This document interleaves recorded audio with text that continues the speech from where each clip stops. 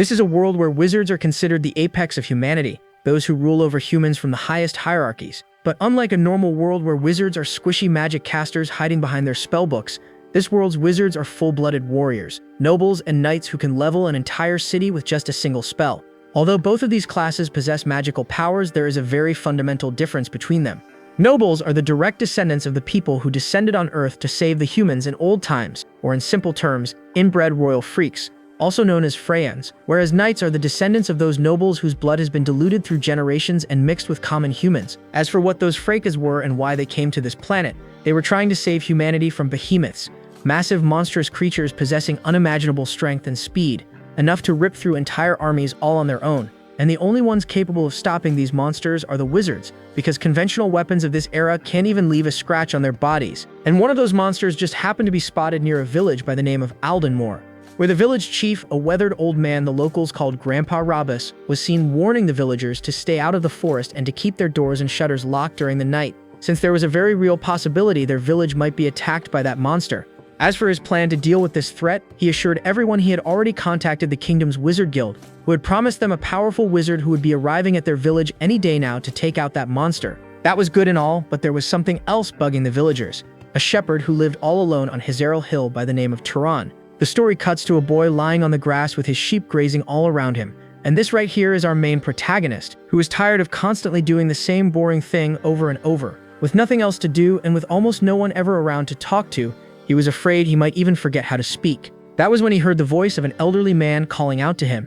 Turning to the source, he found the same old man who came here to warn the kid about the danger, but judging by his tone, it didn't seem like neither of them liked each other very much. Turns out there's a very good reason behind it. Something messed up happened a couple of years back. At the time when Turan's mother suddenly succumbed to an illness, this old fart tried to take advantage of the fact that he was just a child back then and tried taking over half of his inheritance along with all his sheep. And because of that, the kid never forgave this greedy bastard who uses his sweet tongue in front of the villagers to make himself seem like a saint, because only he knew how rotten he really is. After hearing all those nasty things about him, the old man finally lost it and tried firing back with some half-baked excuses. But Turan just gave the old geezer a glare, told him to shut up, and asked him the reason for wasting his time. Yeah, that glare was enough to make the old man shit himself, so he got straight to the point and told the kid about a monster that had been spotted not far from this place and asked him to be careful. But our boy couldn't care less about something like that, so he asked the old man to leave if that was all he came here to say, which surprised the old man since obviously he is the easiest target for that thing, thanks to all these sheep and the fact that he lives alone. But he quickly lost interest in that and told him to be careful until this whole mess had been dealt with, since a wizard was expected to visit soon to exterminate that creature. And just before leaving, the old man told the kid the only reason he came here was because he was worried about him. But our boy wasn't buying that for a second and asked if he was sure the real reason wasn't that he was worried about all these sheep. After all, if anything were to happen to him, there would be no one left to stand in his way to claim them for himself. Yeah, no, old man wasn't having any of that. But our boy calmly told the guy to get lost, with the reason that his breath stinks so bad that his nose was going to rot. With nothing else to say, the old geezer just turned around to leave. Cut a couple of hours and our hero was seen making his way back to his farm while recalling the old man's words about a wizard who was supposed to visit them soon, and he wondered if he should go and meet up with that guy when he arrived, since turns out he is a huge fan of wizards himself, all thanks to the stories he heard about their powers from his mother, so he always wanted to meet one in person. Just then, as he was thinking that, his nose suddenly caught a whiff of something metallic, and whatever that smell was, it had the kid trembling in fear, because that was the scent of fresh blood. The story cuts to the forest where our boy was seen slowly following the scent of that blood to see where it would lead him to. That was when he came across an unexpected sight. Turns out it was that same old man, or at least what was left of him.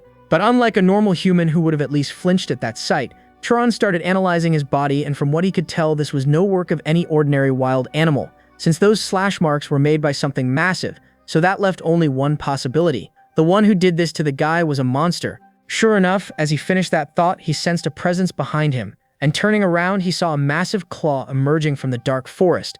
And when that thing finally stepped out and showed itself, our boy found himself standing before a gigantic panther, with dark smoke and electricity crackling all over its body. The story cuts back to the village where a child was seen asking his father about these monsters and if those things truly were as powerful as they say. The answer was a yes, so much so that even the strongest human won't stand a chance against one. But he assured the kid not to be afraid since they have wizards who keep normal people like them safe from these monsters. He told the kid these great beings are born with the power of magic and can easily kill a monster with a single word. Back to our boy, who instead of trying to run was staring at the overgrown kitty with amusement, and after a brief pause he uttered the word die from his mouth, and something suddenly happened. As the moment that word left his lips, the giant cat suddenly leaped back, for some reason. And that reason is simple: our boy is actually a mage, and an absurdly powerful one at that, but that is something only he knows. But this time that single word wasn't enough to blow that thing into chunks, so that was something new for him. As for the creature, it used the chance to lunge at the kid once more, but then again our hero just shouted the word stop, and the giant monster immediately jumped out of the way and appeared behind him. By now, Turan was just getting annoyed, since neither time was he able to stop that monster with his word magic. As for the thing, it jumped right back again and swung its massive claw to turn the kid into paste. But to its surprise, our boy was way faster than he looked, and he managed to leap out of the way just in time. And since it was now clear simple words won't be enough to take down this creature, he decided to get a little serious. So he picked up a rock and reached into his pocket to bring out something. And that something was a sling, which he was planning on using to turn the rock into a projectile and smash that creature's head in. As for the monster, realizing what the kid was planning, it jumped back at him, but by then our boy was already in position, and using his word magic he hardened the rock even further, after which he paired it with another command to make it faster, and finally a last command to increase its density to pierce through the monster's body, and swung that thing, and boom, that tiny piece of rock turned into a cannon shot flying straight at the monster's head. Next panel, and the creature was seen roaring in pain as the thing shot through him like a bullet, but no, it didn't really go through him. The creature had managed to move its head out of the way at the last second, and thanks to that quick thinking, it saved its skull. And now that our boy was out of options, the thing, without wasting any more time, lunged at him once more to finally end this battle. But what it didn't know was that our hero wasn't done. All of this had been his plan all along, with the real weapon sitting right above the creature's head the whole time. And just as that stupid thing got in range, boom, that thing came crashing down, smashing straight through its skull, resulting in its brain being splattered all over the place. And just as quickly, the entire place fell silent as the creature's lifeless body fell in front of the kid. The story cuts 8 years into the past, when our boy was just a kid. At the age of 10, he suddenly awakened his powers and realized he could do things no normal kid could.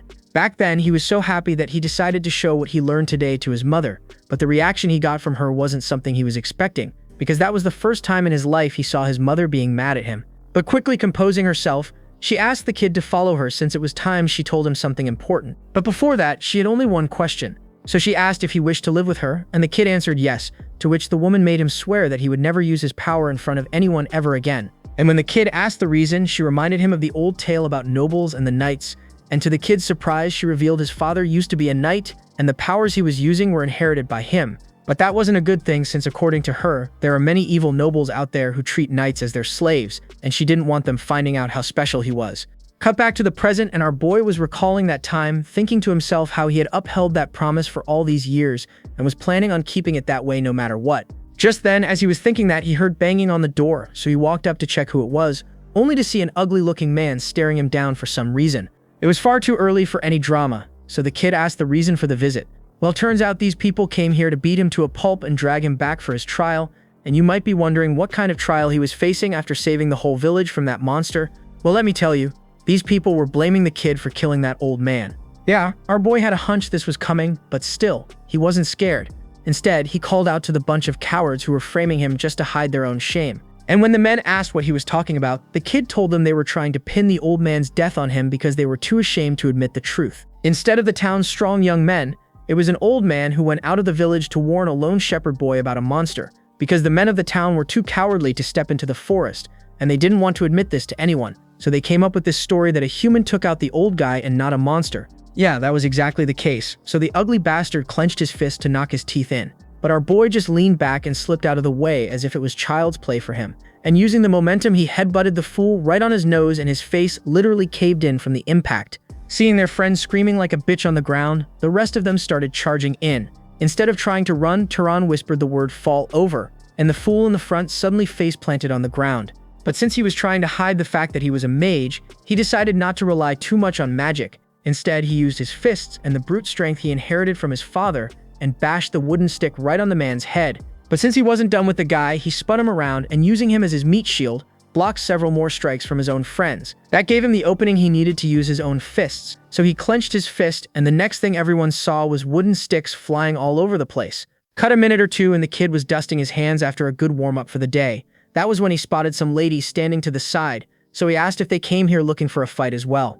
Well, turns out they did, but instead got rizzed up after seeing their husbands getting their ass handed to them by a real man.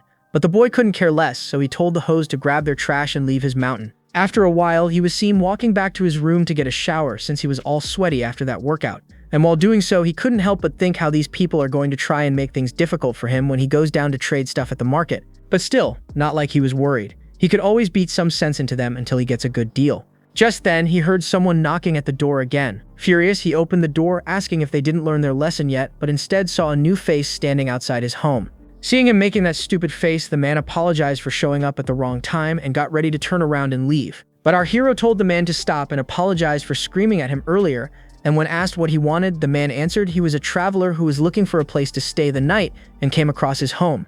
Just then, our hero's eyes landed on his sword, which looked expensive, and that got him wondering what business a traveler with a sword could have in a rundown town like this in the middle of nowhere. So he initially tried to turn him away, but then he heard the man's stomach growl, so with no other choice, he allowed the guy to spend the night at his place. After a while, the man was thanking the kid for the delicious meal, saying how it had been days since he had anything decent to eat. Turns out they had been talking for a bit, so the man found out our hero had never left this little town, so he asked the reason. Our boy told him the whole story, how he used to live with his mother and all, and after she passed away, he took over their farm and started looking after the sheep, so he never got the chance to leave that place and see the world. In the middle of all that, the man noticed something strange about the kid, and that got him curious. So he asked about his parents, since he had been in many places and knew for a fact not many people living in a small town have such refined manners. But the kid told him both of them were gone, and he didn't want to talk about it any further, so the man didn't press him. After they were done eating, the man thanked the kid once more for his hospitality. By then, our hero himself was curious about something, so he asked the reason for his visit to this small town. Well, turns out this man is the same wizard that old man was talking about, who was supposed to take out that black tiger, but turns out someone else got to that creature before him. With that out of the way, the man asked if he could also ask a question,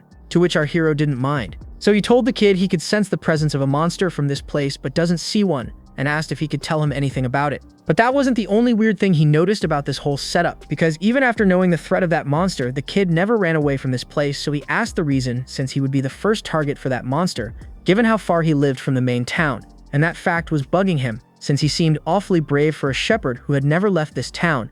And after he was done saying what he had to say, he asked the kid what he was trying to hide from everyone. But almost immediately, that same smile returned to his face as he apologized to the kid for messing with him, telling him to cheer up since that was just a joke. Yeah, good thing he said that when he did, because our hero was literally thinking of ending this guy, fearing his secret got exposed. So he apologized to the guy for misunderstanding him, saying he wasn't very good with humor. The man said the same thing and apologized since he never meant to scare him like that. After that weird moment was over, he extended his hand and introduced himself as Karen, a wandering knight. Our boy shook his hand and told the man his name was Turan, just a shepherd who turns 18 this year. Cut a couple of hours, and both of them were continuing their conversation, with our hero pointing out how he doesn't look 75 no matter how he looks at it. So the man explained to the kid that wizards age more slowly compared to an ordinary person, which was why they also live very long lives. This was all too fascinating for our hero, since before this day, he had never met a person he could talk to like this, so he asked about his story and how he ended up becoming a wanderer. The man answered that he used to serve a family named Arabian and spent 70 years in their service, but in the end, he left because he wanted to spend his later years roaming from place to place without settling down. With that, they continued chatting, with Turan, for the first time in years, actually enjoying himself in the company of someone who wasn't trying to take advantage of him or hiding any ulterior motives. And before they knew it, it was already the next day. So the man got up and prepared to leave, since he still had some unfinished work in this place he needed to deal with. And as a thank you, he placed an Arabian silver coin in front of our hero, which according to him was the purest among silver coins. As thanks for his hospitality, and our hero gratefully accepted the coin and wished him good luck on his journey. But the man told the kid this wasn't a goodbye, since he enjoyed himself so much in his company that he was planning on visiting him again on his way back after he was done with his job. Cut a couple of hours, and we are now outside in the beautiful pasture filled with sheep. That is when our hero stepped out and, using his word magic, he commanded all the sheep to gather, and all of them started walking up to him. But there was something different this time. Unlike before, he was feeling genuinely happy, and after seeing what a kind and honest person Karen was, he started to wonder if he was wrong about wizards being emotionless hunting dogs who were used by arrogant nobles. Still, there was another thing that was bugging him, and he wondered if he should have told the guy that there are no more monsters left in High Surel Hill. Cut to Kjorn, who was wandering around the forest looking for any traces of a monster's nest, but found absolutely nothing. Although he did notice some traces of a battle, there was no presence of a monster in the air, and that got him wondering if another wizard got to the thing before him. That was when his eyes landed on a rock that was lodged into a tree near him, and that had him thinking what kind of wizard could pull off something like that. But he quickly lost interest, since at the end of the day, the only thing that matters is that the monster was gone and the people of this area were safe. Just then, as he was thinking that, he felt a terrifying presence approaching him, so he quickly turned to the location, only to find a massive claw of a monstrous creature appearing from the woods, and yeah, that's one nasty-looking sight, alright. Turns out there is more to these creatures than our boy had thought, since even having half its head blown away, the thing was still alive. But according to Kyorn, yeah, that thing wasn't alive at all but undead, or in simple words, that thing was something they called a wraith. And that made no sense to him, because who in their right mind would do something like this with a monster? As for the creature, it wasted no time and swung its claw to turn him into mush, but Kyorn quickly snapped out of his daze and leaped back. Well, turns out just taking out these monsters isn't enough to get rid of them, because even a normal human can pull it off if he uses his brain. The main reason wizards are needed to deal with these creatures is because after the monster has been defeated, only a wizard has the power to absorb or disperse the mana from a dead monster's corpse, and that is the most important part of the whole process, because if that step is skipped, the creature turns into a wraith. And for this specific monster, this creature is at a level that no way someone other than an experienced wizard could have taken it down. And that was the thing that was bugging him, since why would a wizard who hunts these things for a living make such a rookie mistake and leave it to become a wraith? But there was no use thinking about it, so he got ready to end the thing using his fireball, and somehow he turned it into an arrow instead. And just as the creature got in range, he released the projectile. But here is the thing, Kyorn is weak as fuck, because the creature just let out a roar and his attack dispersed into nothing. And this was something he wasn't expecting, since this creature was even stronger than he had thought, and he wondered just what kind of wizard was able to take it out when it was still alive. As he was thinking that, the creature suddenly turned into some dark liquid and vanished. And no, this isn't because the thing was trying to escape or anything, but because it was trying to counter magic with magic. While looking around, Kyorn failed to notice that the thing was hiding inside his own shadow, and using that chance, it raised its massive claw and swung it toward the guy, managing to land a powerful hit on his shoulder. Luckily, Kyorn was able to move just barely enough to save his vital organs, so he was pretty much unharmed. But the same couldn't be said about his left arm, because that thing was completely fucked. And to make it worse, his fatigue was catching up to him, and he knew he needed to find a way to end this quickly, otherwise he wouldn't make it out alive. As for the creature, I don't even know how to describe this, because the thing was somehow even more hideous than before. Realizing that this might very well be his end, Kyorn decided to use his final trump card, which was to blow himself up along with that hideous-looking thing. So he started concentrating all his mana in the palm of his hand to use it to create a powerful explosion. Seeing him do that, the creature itself lunged at him to stop the guy before it was too late. But by then, Kyorn had already finished charging the thing, so he swung his own fist, and just as both sides were about to collide, something strange started happening, as a bright blue light shot in from the distance and struck the creature's massive arm, tearing it right off its body. That obviously startled Kyorn, since this was the same monster he wasn't able to scratch, yet somehow it got taken out with just one hit. Before he could ask who saved him, he heard a familiar voice asking if he was hurt, so he turned to the location and saw our boy walking out of the forest. Yeah, that was the last thing he was expecting to see in this rundown town. So he asked the kid the reason for keeping that fact hidden from him, and our hero didn't know how he was supposed to answer that question. So he changed questions and instead asked why he blew his own secret by helping him, since he could have just walked away and no one would have known anything. Cut back to the time our hero was conversing with the guy, when he asked the reason for risking his own life for others. After all, with his skills and knowledge, he could easily live a life of luxury and comfort. The man answered that he was right about that, but still, he had a duty. And as a wizard who was born with these powers, he believed he should live his life with pride and protect powerless commoners from monsters. But he did point out that not every wizard he comes across in the future would have the same beliefs, since everyone has their own values and their own way of living. Back in the present, our hero, after recalling those words, told the man the same thing, that everyone has their own way of living their lives. Just then, as he said those words, an explosion rocked the place and both of them leaped out of the way just in time. Well, what do you know? That damn thing is tougher than they had thought. So Karen told the kid to run, since that thing was on a level neither of them could handle, and asked him to tell the villagers what he saw here, and asked them to call for a noble, since only they have the strength to stop something like that. As for him, he would try to buy him as much time as possible. Although he said all those heroic things to look cool, he still wasn't confident he would be able to hold it for long, so his plan was the same: blow up that monster with his own body and hope that might be enough to stop it. But to his surprise, he heard the kid say there was no need to do that. Confused, the man asked what he was trying to say. Yeah, the guy realized right there and then that the kid in front of him was holding back on his last attack, and that made zero sense, since how can a young knight hiding out in the mountains be so confident in taking out a monster which even multiple nobles would think twice to go up against? And at that moment, the veteran knight Keiron's thoughts started racing after seeing what the kid was capable of, because what he was witnessing wasn't just some random encounter in a forgotten village, nor was this the reckless bravado of a young knight who ran from nobles. What stood before him was the beginning of something great, a wizard in the making who had no idea just how far he would go, since he was destined to turn the world of wizards upside down. Fuck, I don't usually say this, but who else thinks this is peak? I'm getting goosebumps just reading this. Well, anyway, the kid was really excited about the whole thing since before this day he never got a chance to let loose, so he was curious to know the limit of his power. But Kieran wasn't planning on letting him take on that creature on his own since that thing was no joke. Before he could finish that sentence, the creature's massive claws were already next to his face, and just as he was about to be turned into paste, our boy smashed the thing with another one of his rocks.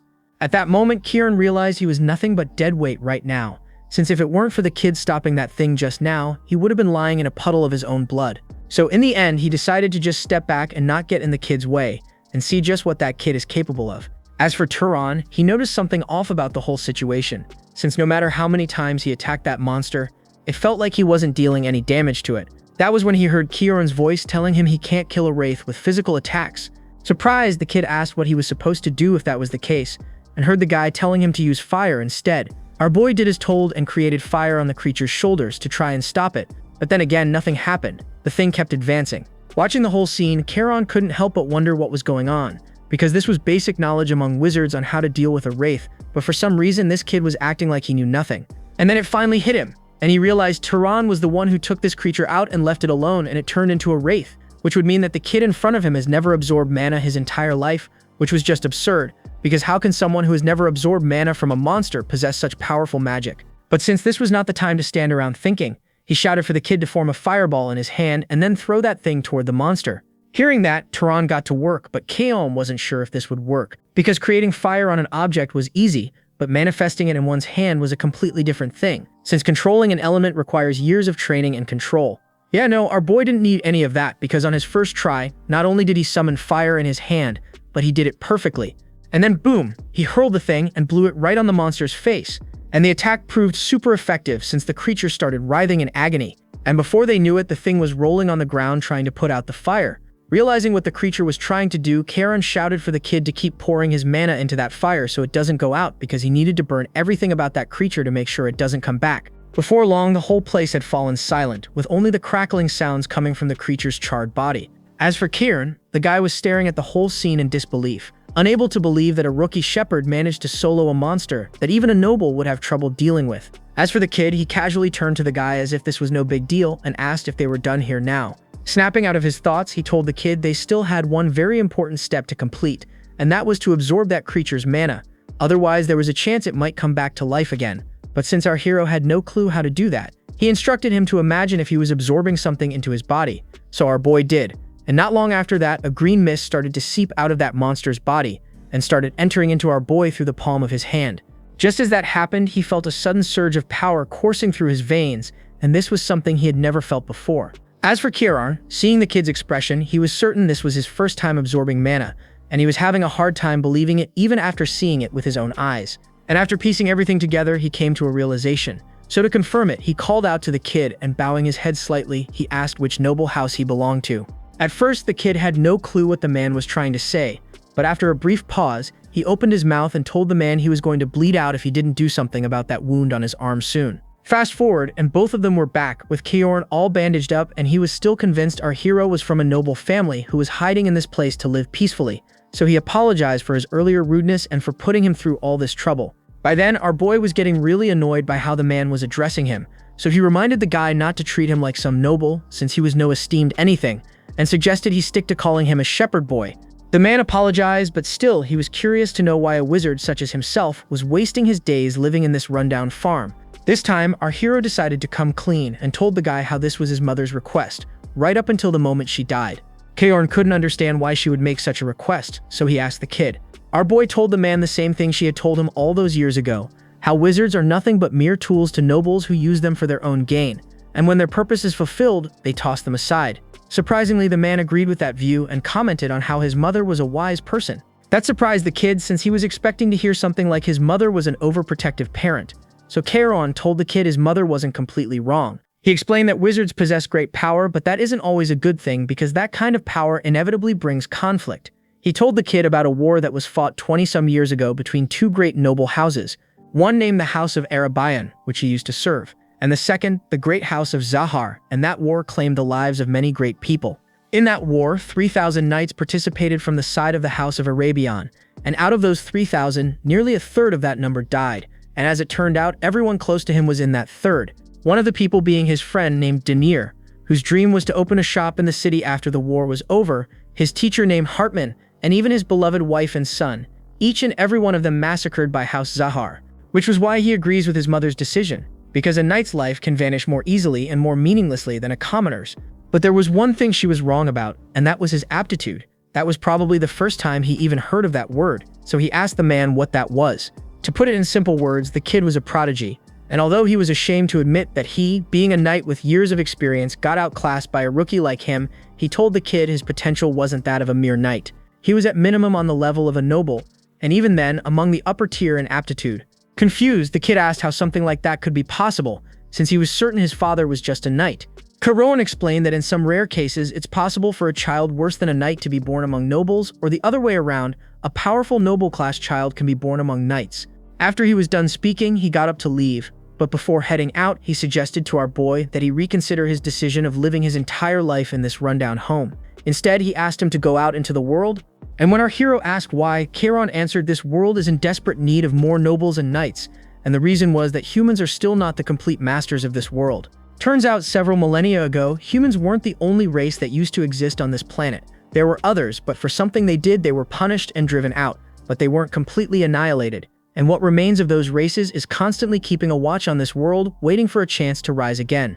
And now, in these times when the nobles who have forgotten their purpose are busy fighting among each other, the balance is starting to break, and that is exactly why this age is in desperate need of strong and kind nobles like him. Well, that's just one of the reasons. The second reason is that he can tell just by looking at him that he himself isn't satisfied living as a shepherd. Yeah, the kid knew the man wasn't wrong, so he asked what could he gain if he decides to leave this mountain. Karon didn't have an answer to that question, but the possibilities were endless. But more importantly, he asked the kid to ask himself what he truly desires. It could be anything: wealth, fame, authority, family, or even friendship. Or perhaps he wished to become a simple wanderer like him, who ventures into the unknown and goes around destroying monsters that threaten people. After which he turned around, telling the kid to think over what he said, because he has the potential of being adopted into a great house and walk the path of power.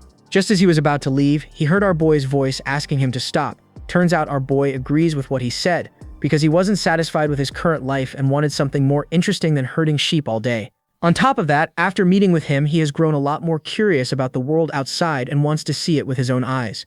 With a smile, Karon told the kid he made the right call and assured him that he was going to support him in every way he could. But first, he wanted to know about his bloodline ability, but then again, our boy had no clue what that was. Karon apologized and explained it was something special, which a noble awakens at birth, like a trait they inherit from their ancestors, and this ability is also the thing that sets a noble apart from a knight. He asked if he has any spells that feel unusually easy to cast or some outstanding ability he has that doesn't need him to use magic. Since our hero was far stronger compared to a normal person, he asked if that could be it, but the answer was a no, since just having mana can make a wizard's physical abilities stronger. So our boy told him about his unusually sharp sense of smell and also his ability to control rocks using magic. Yeah, Karon wasn't too sure about that. As for the rock throwing, that was a pretty common trait, so it was hard to consider it a bloodline ability, so he asked the kid to continue and tell him what else he could do. Yeah, by the time he was done, he noticed Karon's expression shifting for some reason, so he asked if everything was alright. Well, it turns out everything wasn't alright, because he finally figured out which house his ability was closest to. The great house known as Pursuers or Hunters, named Zahar, the same house that murdered his wife and child. The kid didn't know how he was supposed to respond to that, and the fact that the guy was suddenly looking all gloomy after realizing he belonged to an enemy family made it even worse. But he also knew staying silent would only make things worse, so he wondered if he should apologize to the man for what had happened to him. But before he could, he heard the man calling out his name. And when he answered, the man patted the kid's shoulder, telling him not to make that face because he had nothing to do with anything that happened back then. He explained that he was still a child and that this matter was between adults. As for him, he didn't believe that washing blood with blood would solve anything. On the contrary, it would only create more bloodshed. Our boy asked the man if he regrets his decision now, but Kiorn didn't know what he was talking about. So our boy answered, saying his decision about telling him to go down the hill and grow his strength. The man agreed there was a really high possibility that if he did that, he would inevitably end up joining the Zahar family.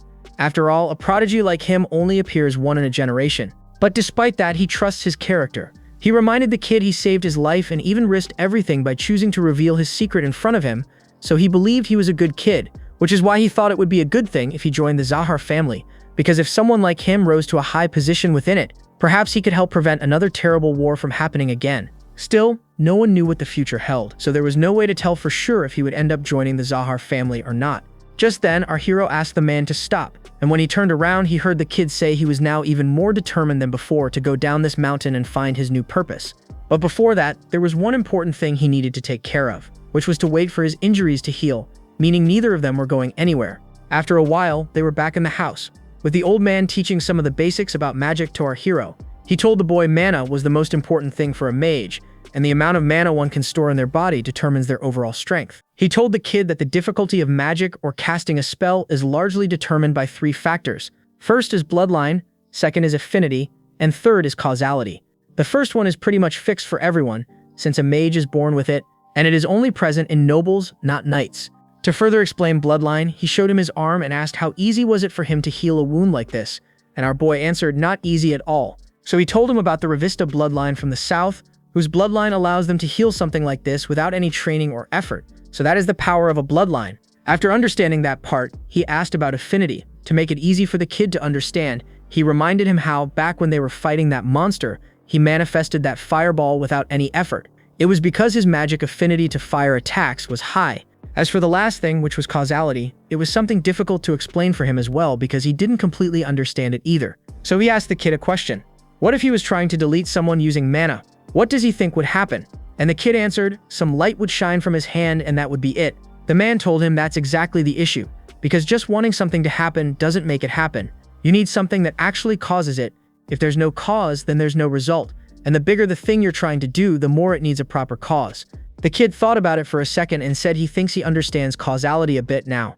If he wanted to kill someone, he couldn't just burn mana and expect them to drop dead. He would need an actual cause, something that leads to death, like creating flames and using those flames to kill them, because creating and shooting fire to attack someone is more natural. Yup, not sure if you guys got my explanation, but that's how causality works. Use magic to create something like fire or lightning, which can harm a human body. And no, this fact wasn't for dealing with ordinary humans, but magical beasts, because simple word magic can easily work against humans. So our hero asked the man how come his word magic works against his sheep whenever he wants to gather them around or give them orders, but not a magical beast. The man answered it was because those things possess mana, which was something not present in normal animals. After he was done explaining those things to the kid, he asked the man about his special bloodline and what kind of traits came with it. Kiorn answered that the Heir bloodline was exceptional in stealth and tracking, and asked the kid to give it a try himself. Our boy closed his eyes and told himself to be invisible in a way that no one could see, smell, or detect his presence. As soon as he thought that, his body started getting covered in white mist, and within seconds the kid completely vanished from the room. Although the man was happy the kid managed to pull it off on his first try, he still felt a little scared, realizing how powerful this boy truly was. On top of that, this skill brought back some unpleasant memories from that time. As for our hero, he undid the spell and became visible again, and heard the man comment how it had been a while since he had seen someone use that skill, and how it was just as frightening as it was back then. Turns out, back in the day, this was the one ability every Arabian knight feared, but he did warn the kid not to rely too much on it since it wouldn't make him invincible, so he needed to read the situation and act accordingly. But changing topics, he got ready to teach him some magic training methods, but our boy asked if he really thinks teaching so many things to an enemy family's mage was a good idea. The man reminded him what he said earlier. He saved his life and even treated his wounds, and most importantly, he trusts his character. The story fast forwards to an ugly-looking guy who was shocked to hear some news. Turns out this man is the new town elder, and our boy came to him to sell all of his sheep, and the man wasn't happy that the kid decided on something like that without consulting them. But our hero couldn't give a rat's ass about consulting with them, so he told the man to stop wasting his time, since what he does with his life is none of their concern. The only reason he came to town was because he needed to sell his sheep, but if they weren't willing to give him a good deal, he just released them all into the forest, and asked if they really wanted that, since he was sure they didn't want to go into that dangerous place for a bunch of sheep. Yeah, the old man knew the kid was right about that. With all those monsters lurking in there, no way anyone would be foolish enough to go after some sheep like that. So in the end, he agreed to pay the kid a good amount. After a while, he was seen walking out of the town with old man Kieran. That was when he remembered those people still hadn't paid the reward money to Karen for the monster he took out, and offered to go back and get it for him, but the man told him not to sweat it since he never had any intentions of receiving anything, and more importantly, it was the kid who took out that monster, not him. With that, they arrived at a fork in the road, the place where both of them were meant to part ways, and the reason was because the old man refused to tag along on the kid's journey, since he had his own things to take care of. But our boy didn't complain, and thanked the man for everything he did for him, and with that, both of them bid their farewell with one final wish, that one day they would be reunited once more with the same smiling faces. And so the kid stood there watching Kieran walking into the distance in silence, and at that moment he finally realized something. The reason he never wanted that old knight to speak to him formally. Although he never lacked affection from his mother in his life, deep down the boy had secretly been yearning for a father figure, someone who could be a role model for him for what kind of a man he should strive to become, and maybe Kieran was that role model he had been waiting for all these years. The story fast forwards to a desert where a lone figure was seen making his way across the dunes, and that figure was none other than our boy who, while walking, came across a couple of people who seemed to be traveling merchants going from village to buy and sell items. So he waited for the men so he could ask for directions. The men themselves were surprised seeing someone blocking their path, so they asked for his identity, to which the boy told them he was a traveler and asked if they could point him towards the nearest city. The men told the kid to keep following the road they came from and he would reach a city by the name of Murray. Our boy thanked the men and prepared to leave, but one of them suddenly asked him to stop and asked for compensation for giving him that information. Yeah, our boy had a hunch where this was going, but he still asked the man what he was trying to say. Yup, it was just as he had thought. The men brought out their blades, telling the kid to take off that bag. Apparently, these people aren't any ordinary merchants.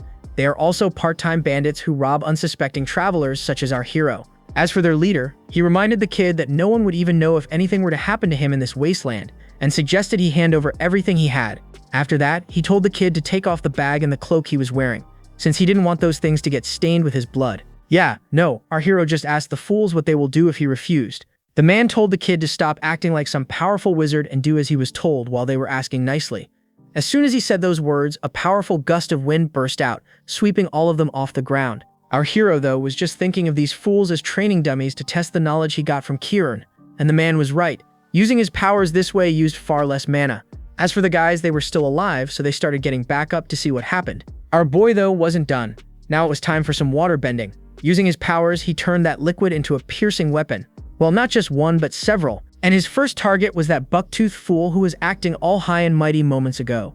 Next panel, boom. Yup, this is officially in my top 10 favorite stories now. This kid isn't messing around. After dealing with that fool, he turned towards the main guy who started begging for our boy to spare his life. But in reality, he was just distracting the kid so his friends could catch him by surprise. Like a pathetic trick was going to work on him. He just raised his foot and kaboom! I don't think I need to say what happened to those fools after that. As for the last one, he watched the horrific scene before him in disbelief, unable to process what he was seeing. How could a young kid like this be so inhumane? But our hero was in no hurry to end the guy, so he decided to question him a little first. And his first question was why they attacked him without a plan. After all, he is a lone traveler, so there was a very high chance he could be a wizard who chose to travel alone. And the answer was a strange one. As the man told the kid, it was because he bowed his head when approaching them. To that, our hero thanked the guy since he taught him a valuable lesson today, and that brought a smile on the man's face as he asked if that means he could leave. Yeah, like that was going to happen, and he saw a water droplet hovering over his head. The story cuts back to the time when Kieran was teaching him important things before their journey, telling him he was going to meet all kinds of people, and how he can never show mercy to scum like bandits or the kind of people who don't hesitate to harm others to profit. And the reason he said that was because a life he spares out of pity could end up harming 10 good people. And man, I couldn't agree more with that line. Kieran is one wise man. After a while, Turan was seen following the road with the drag marks of the cart those merchants were pulling, but those clear wheel tracks cutting across the sand left one thought buried sharply into Turan's mind. He just took out some people without a single trace of remorse. Although he felt guilty, he also knew he had no other choice because it was just as Kieran said. People who could decide without hesitation to rob and kill for profit would target others at any given opportunity if spared. As those wheel tracks slowly faded away, Turan's chaotic heart gradually settled as he recalled Kieran's teachings, and then he finally arrived in a new world, and was left amazed at the view before him of the small city by the name of Muri. After a while, he was walking around the place, still amazed to see how many people had gathered around in one spot. Not to mention the architecture of this place was completely different from the village. But all that aside, he knew he couldn't let himself be distracted, so he walked up to a stall where he was greeted by the shopkeeper. But our hero shook his head. Since he wasn't a customer, he just had some questions. Flashback to that day, And there were some important things Kieran had taught the kid, one of them being the first thing he needed to do after reaching a new place was to find an inn. Back in the present, the man was already shooing him off, telling him to leave because he was blocking his customers. And that caught the kid by surprise, since moments ago this was the same guy who was greeting him with a smile. But it didn't take him long to understand what was going on, so he pointed at some apples and asked for their price, which was 2 ducat. That was the first time he was hearing of that currency, so the man told him to just pay with whatever coins he had. That was when our hero repeated his question once more and asked for an inn, and surprisingly, this time the man with a smiling face gave him the answer to that question. After a while, he arrived outside the establishment, and as soon as he entered, he came face to face with the inn staff named Lena. Finally, a female character and a beautiful one at that. And I think the kid might actually have a shot at her, since the first thing she said after seeing that pretty boy face of his was that they don't usually get handsome customers like him. But our hero quickly changed the topic and asked for the price for a night in this inn, which was 16 ducat. A little expensive, but our boy agreed to pay it anyway. While doing so, he told the woman he had a question, and when asked what, he asked if there were any monsters nearby with a bounty on them. But surprisingly, he noticed the woman just staring at him for some reason. So he asked if he said something he shouldn't have. No, that wasn't the problem. The problem was she never expected to see someone like him in her establishment. And no, it wasn't because he was looking around for monsters, but because he was naive enough to think information comes for free in this world. Well, anyway, after a while she was telling him about some city hall, but our hero had no clue what that was, which was also surprising since how can anyone not know about a city hall? So she ended up explaining that it was a place that handles various public affairs, and the officers who work there are employed by the city's lord. But she was sure that the place was probably closed down by now since the sun was about to set, so she suggested he check there first thing tomorrow to find any good-paying bounties. After she was done explaining, she asked the kid if he was a monster hunter, which was a new term to him. So he asked the woman what that was. Apparently, there had been a rumor going around this city that if a normal person hunts monsters, they can become a wizard, and the people who believe in this rumor are called monster hunters. But she, on the other hand, was sure all that was just superstition. Just then, a hand landed on our hero's shoulder, so he turned around and saw a man standing there who introduced himself as Midan, while telling the kid that was no superstition but a fact. As for the lady, she was surprised to see the guy still in one piece, since last she saw him, he was going to hunt for a monster. By then, our hero himself was getting curious about this rumor, so he asked the guy to tell him more about this whole humans becoming wizards thing. The man pointed out how wizards can grow their strength when they hunt monsters, so normal humans can apply the same principle if they manage to absorb the power of that monster. Well, at least that was their theory, which was why the 4 of them had been trying to hunt monsters so they could also become wizards. Our hero asked if anyone in their team was already a wizard, and the answer was a no, since this city only has the Lord's wizards who work under him. Changing the topic, he asked what a puny kid like him was doing looking for monsters with that worn-out gear and no proper equipment, and asked if he at least had something to defend himself with in case he came across a monster. Our boy brought out his sling, but that thing was all worn out. Although our hero agreed with the guy, he was still sure it was good for another couple of hunts, so he wasn't too worried about it. After hearing his words, the man told the kid they had been looking for another member in their party and offered to let him join them. No surprises there, the guys were a bunch of idiots, so he refused. A few minutes later, the kid was in his room, still trying to process the fact that he actually left the hill. On top of that, he couldn't wrap his head around what he did to those people in the desert, and he found himself wondering what could be waiting for him in the city. Just then, he heard knocking on the door, so he quickly got up and asked who it was. Back to the time he was getting ready to leave the village, Heir told him another important thing, which was to never let his guard down even at an inn. He explained to the kid that a city isn't automatically safe. There are always people around looking to take advantage of others. Back in the present, he was reaching for the door to unlock it, ready for anything. But as he opened the thing, he found Lena standing there with a smile on her face, which was surprising. So he asked the woman what was going on. Yeah, the answer was a strange one. It was cold outside, so she came to keep him warm. Yeah, no, our innocent little idiot had no clue what this weird woman was talking about.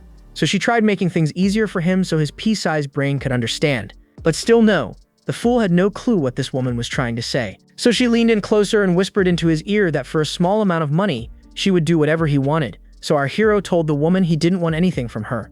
But the woman smirked and went with that old line. Don't lie, I can tell you want this just by looking at your face. Yeah, this face that had absolutely no reaction even after she tried giving him a peek under there. And that surprised the woman since if it were anyone else they would have cracked by now. But this kid was just standing there completely clueless. Cut to Charon's face, filled with a mix of horror, worry, and anger, as he told the kid never to do that, and yes, this was the most important advice he gave to the kid that day, which was to be careful around inmaids and prostitutes, because 98% of the time they are carrying transmitted diseases. Well, for them it was no big deal since their mage bodies are naturally resistant to most diseases, but the problem might arise if he finally finds his one true partner, because he could unknowingly transmit that disease to her. Cut back to the present, and the woman was seen angrily stomping her way down after being turned down by a virgin. As for our boy, he was still having a hard time understanding how city life works. First it was that fruit shop guy, and now even Lena. These people put a price on even the smallest bits of information and conversation. Just then he heard a familiar voice outside his room, and that caught his attention.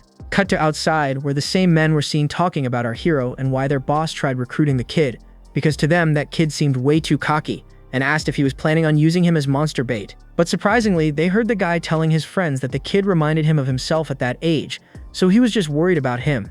He figured keeping him close might stop him from ending up like him, or worse.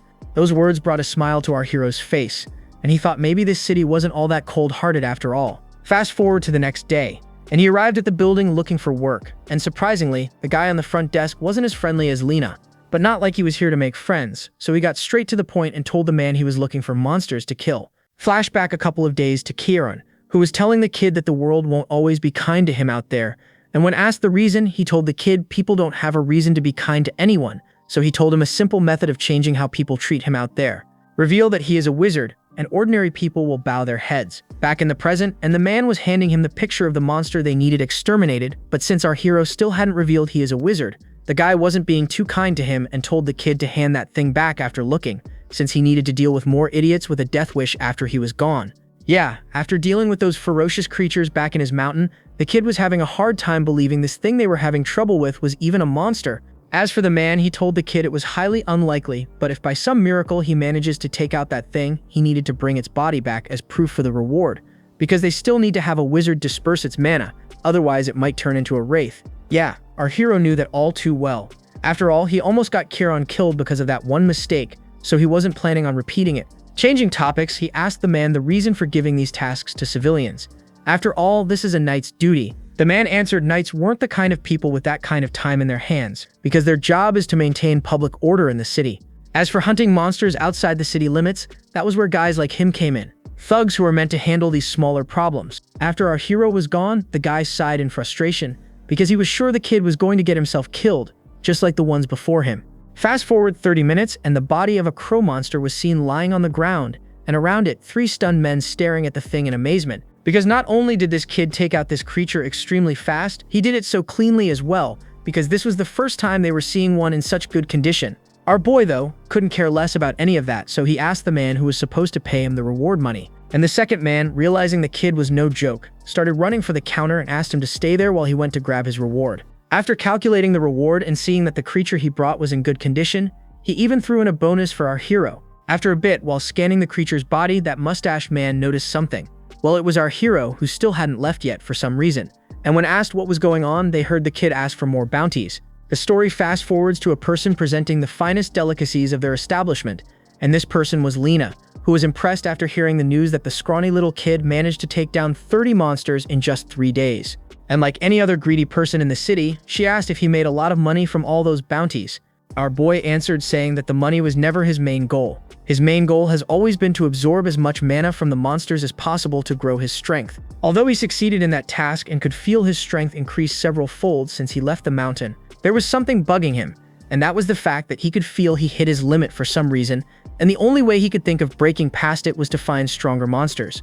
As for the two, they were amazed seeing how this scrawny-looking kid managed to devour all of that all on his own, especially Lena, as she wondered which part of his body was all that fat going to. Our boy just stood up, thanked the two for preparing such a delicious meal for him, and got ready to head back to his room to get some rest. But then out of nowhere, a hand appeared, grabbing the kid by his collar. Looking back, he found 2 thug-looking guys asking where he was going. Turns out they had been staring at him for a while now, and saw how he devoured all that food without even blinking. They weren't happy about it, and since it was clear the kid was stacked with cash, they tried extorting some of that for themselves. Not even letting him finish that line, the kid karate chopped the fool right in the middle of his face, and that scared his friend. But our hero told the two not to be scared. If they wanted some charity, they would first need to entertain him a little. That's when the second goon also joined in to get his ass handed to him.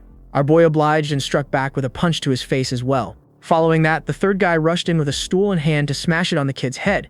Our hero just raised his hand and stopped the attack without any effort, while simultaneously lifting his hand toward the fool's head, and then, boom, He flicked his finger, and the man was sent flying straight back into the ground in Bollywood style.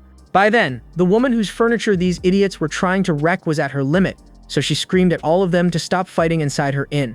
The story cuts a couple more minutes, and Maiden was seen bowing his head, apologizing for what his men did. And in front of him was our hero, who had no idea how he was supposed to respond. Turns out they had been tight on money lately, so his men got jealous of our hero, because he came into the city a couple of days ago and already had everything going for him. Feeling bad for the guy, he asked how bad things were. The answer was, they don't even think they'll be able to pay the room fee anymore, but that was their problem. He just came here to apologize, but as he was about to leave, he saw the kid reaching out a pouch of coins. Surprised, the man asked the reason, and our hero just told the guy this was the repayment for the kindness he showed before, when he said he was worried about him and tried to bring him along. That obviously surprised the man, so he asked who told him that. Our hero changed topics and reminded the guy of one lesson he had to learn in this city, that there was no such thing as free money. So in return for this money, he wanted some information, and the man happily agreed to tell him anything he wanted to know. The story cuts to the next day, and our hero was getting ready to head out to the next city, but first he needed to hunt one last monster. Turns out last night paid off, since he managed to gather a lot of useful information from Maidan. Recalling the man's face and how he treated him, he couldn't help but think that despite not being as seasoned as Karan, the man seemed far purer and kinder for his age. Just then his nose caught something, so he immediately turned around and bolted in that direction. Arriving at the spot, he noticed massive claw marks on the trees around the area, but that wasn't the only thing strange he found there, because in front of him was a man's motionless body covered in red liquid. Upon looking closer, he realized it was one of Maidan's men. That was when he spotted another body to the side, and when he turned to see who it was, he saw that it was none other than Maiden himself. As he was trying to figure out what could have caused all this, he heard a faint sound from the back calling out to him. Looking back, he spotted a man on the brink of death, trying to warn him about something. Sure enough, as he looked at the location, he saw something staring at him, and that someone looked just like a rabbit that was munching on the lifeless bodies of all the men. Holy guacamole, what the actual fuck is this? This is no rabbit. That looks like Satan got drunk and said, let me try something new. Damn, that shit looks scary as fuck. Well, anyway, our boy wasn't really impressed after seeing the furry little creature standing before him. Yeah, it turns out he was wrong, because that thing was fast as lightning, and that scared the kid to his core, because if he was even a millisecond late, that creature would have chomped him in two. Realizing the creature was no joke, he brought out his sling and wasting no time threw a bunch of rocks the creature's way. But despite possessing insane speed, the creature didn't dodge.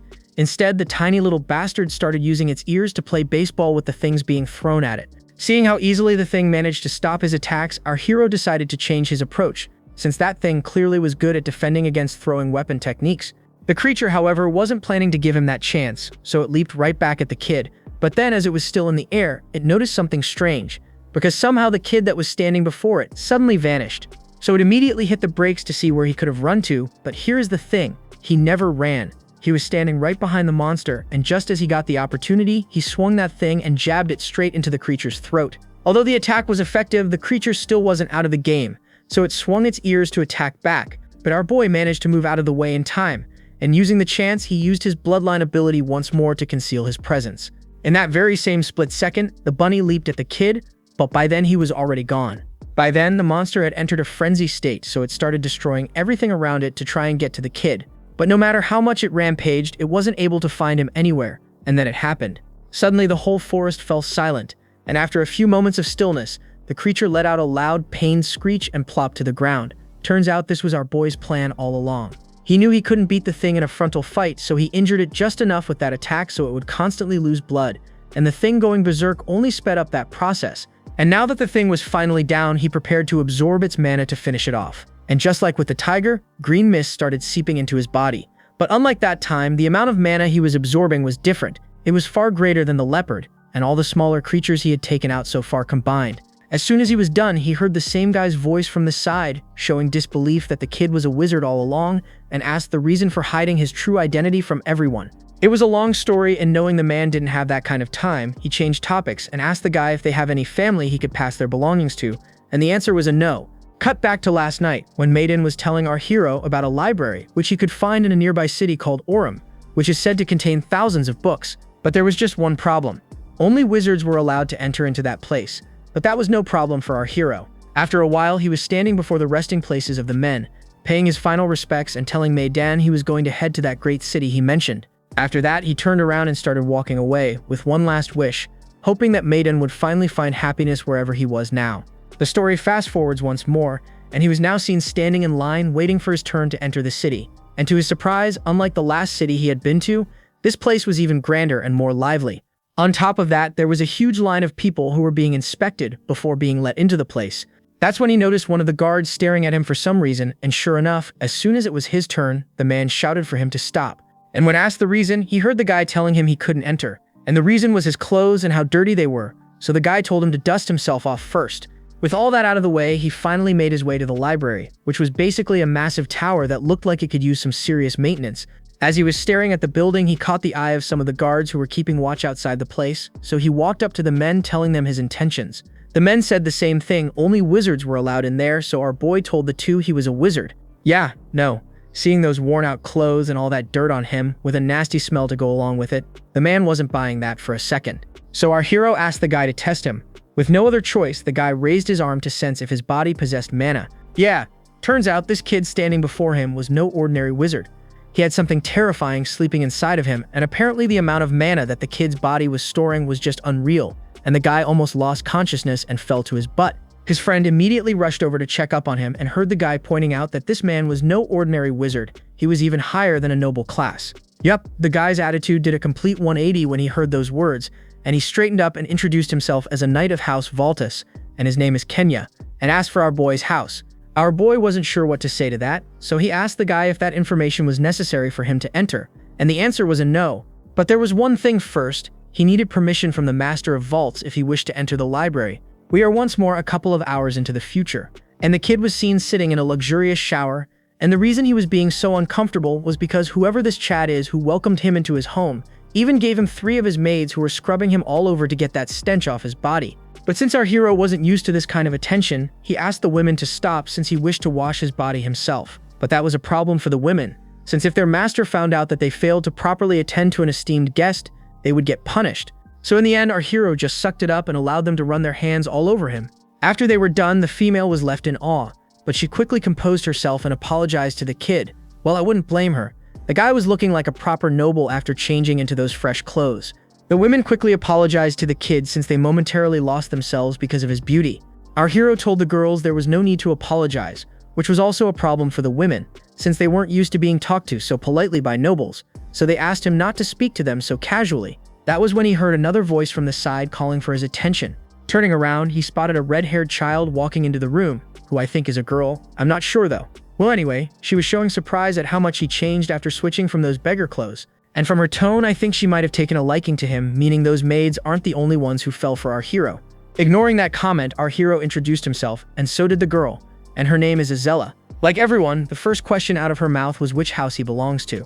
Our boy told the girl he can't reveal that information for personal reasons. That piqued the girl's curiosity about him, and yeah, I was right. She did take a liking to the kid, and seeing how mysterious he was, she decided to play a little game with him to find out just who he really was. Next panel, and the whole room was shaking with mana shooting everywhere. Like our boy was going to back down from a challenge, so he returned the pressure, and both their mana began clashing against each other. As for the rest, the pressure being released was too much for them to handle, so her male servant stepped in to shield the women. And just as quickly, both of them stopped and the place went back silent once more. As for Azella, the girl was genuinely impressed after seeing what the kid was capable of, so much so that her hands were shivering with excitement. And realizing the kind of potential this kid was hiding inside him, she just had one more question to ask him, and that was if he would like to marry her. Yup, the floor dropped from under our boy's feet the moment those words hit his ears. On top of that, this was the first time they had ever met, and he didn't even know anything about her, so he didn't know how he was supposed to respond to that stupid question. Luckily, seeing him making that dumb face, the girl started chuckling, saying it was just a joke. But was it really? I mean, just look at that look she was giving our hero. She even told the kid to think about it because the seat next to her was still empty. And then she simply turned around and started walking out of the room. After he was alone, the kid turned to his own hand and noticed them trembling. Turns out that girl herself was no joke, because she was at least equal to his level, if not stronger. After a while, he was standing before the big man himself, the Lord of Aurum, a man by the name of Rug Valtus. Unlike his daughter, he didn't seem too enthusiastic, so our hero introduced himself to his future father-in-law. The man was already informed of the reason for his visit, so he got straight to the point and told the kid that if he came here chasing rumors, then he was wasting his time, since that library didn't contain any amazing ancient magic or any secret method to increase mana. But since our hero wasn't after any of that, he told the man he wasn't here for that. To that, the man allowed him to use the library, but suggested our hero take some rest for the day, since he had a long journey to get to the city. The story cuts to the next day, and our hero was seen walking into the place, with the same two guards who were rude yesterday, now bowing their heads in respect. Entering the building, he was left stunned at the view, since the place was unlike anything he had seen in his entire life. Just then, he heard a voice from the side calling out to him, "Yeah, this artist is definitely a lolicon." Well, whatever, this right here is the librarian, who was assigned by the Lord to this place to explain the rules to him and help him around the place. That was cool and all, but our hero was more surprised by the fact that the librarian of this place was a little kid. The kid, however, started explaining the rules. The first one being, if he damages something, he has to pay for it. Second rule, he can't take the books out. And the third and most important rule, she will be following him around like a shadow and keeping an eye on his every move, and he doesn't get a say in the matter. After she was done making herself clear, our hero started making his way to grab some books and asked the girl if she could help him pick some. The girl didn't mind and asked what he was looking for. Some romance or history, or maybe, given how young he was, something a bit spicier. Yeah, our boy knew exactly what the girl was trying to say, so he brushed it off, saying he just needed something with basic common sense about the world and how it works. Next panel, boom, a whole pile of books was tossed onto the table, and these were the ones she chose for the kid to start with, because most of them contained the information he wanted to learn. Turns out this was the first time in his life he actually held a book in his hand, and it makes zero sense because how can he read and write if he never saw a book his whole life? Well, anyway, he was amazed to see the kind of knowledge these things held inside. So after that day, Turan repeated the same routine every day and visited the library to learn new things. And thanks to that, he came to understand the world's geography and the different races who live here much better. And turns out this world doesn't just have hideous monsters that are trying to turn humans into snacks. There are also other species like pixies and mermaids who would technically eat a man given the chance. But hey, not the worst way to go. Not just that, he also learned a lot of things about how various items are manufactured and processed. Even things about monsters and relics from the era of the Old Empire. With each piece of knowledge he gained, the world that once felt like an unknown space became clearer and more vivid to him. Cut back to Rugvaltus, who was asking the kid if he was enjoying his stay in the city and how his visits to the library are going. Our boy told the man everything he had learned and how he managed to improve himself thanks to the books he had been reading.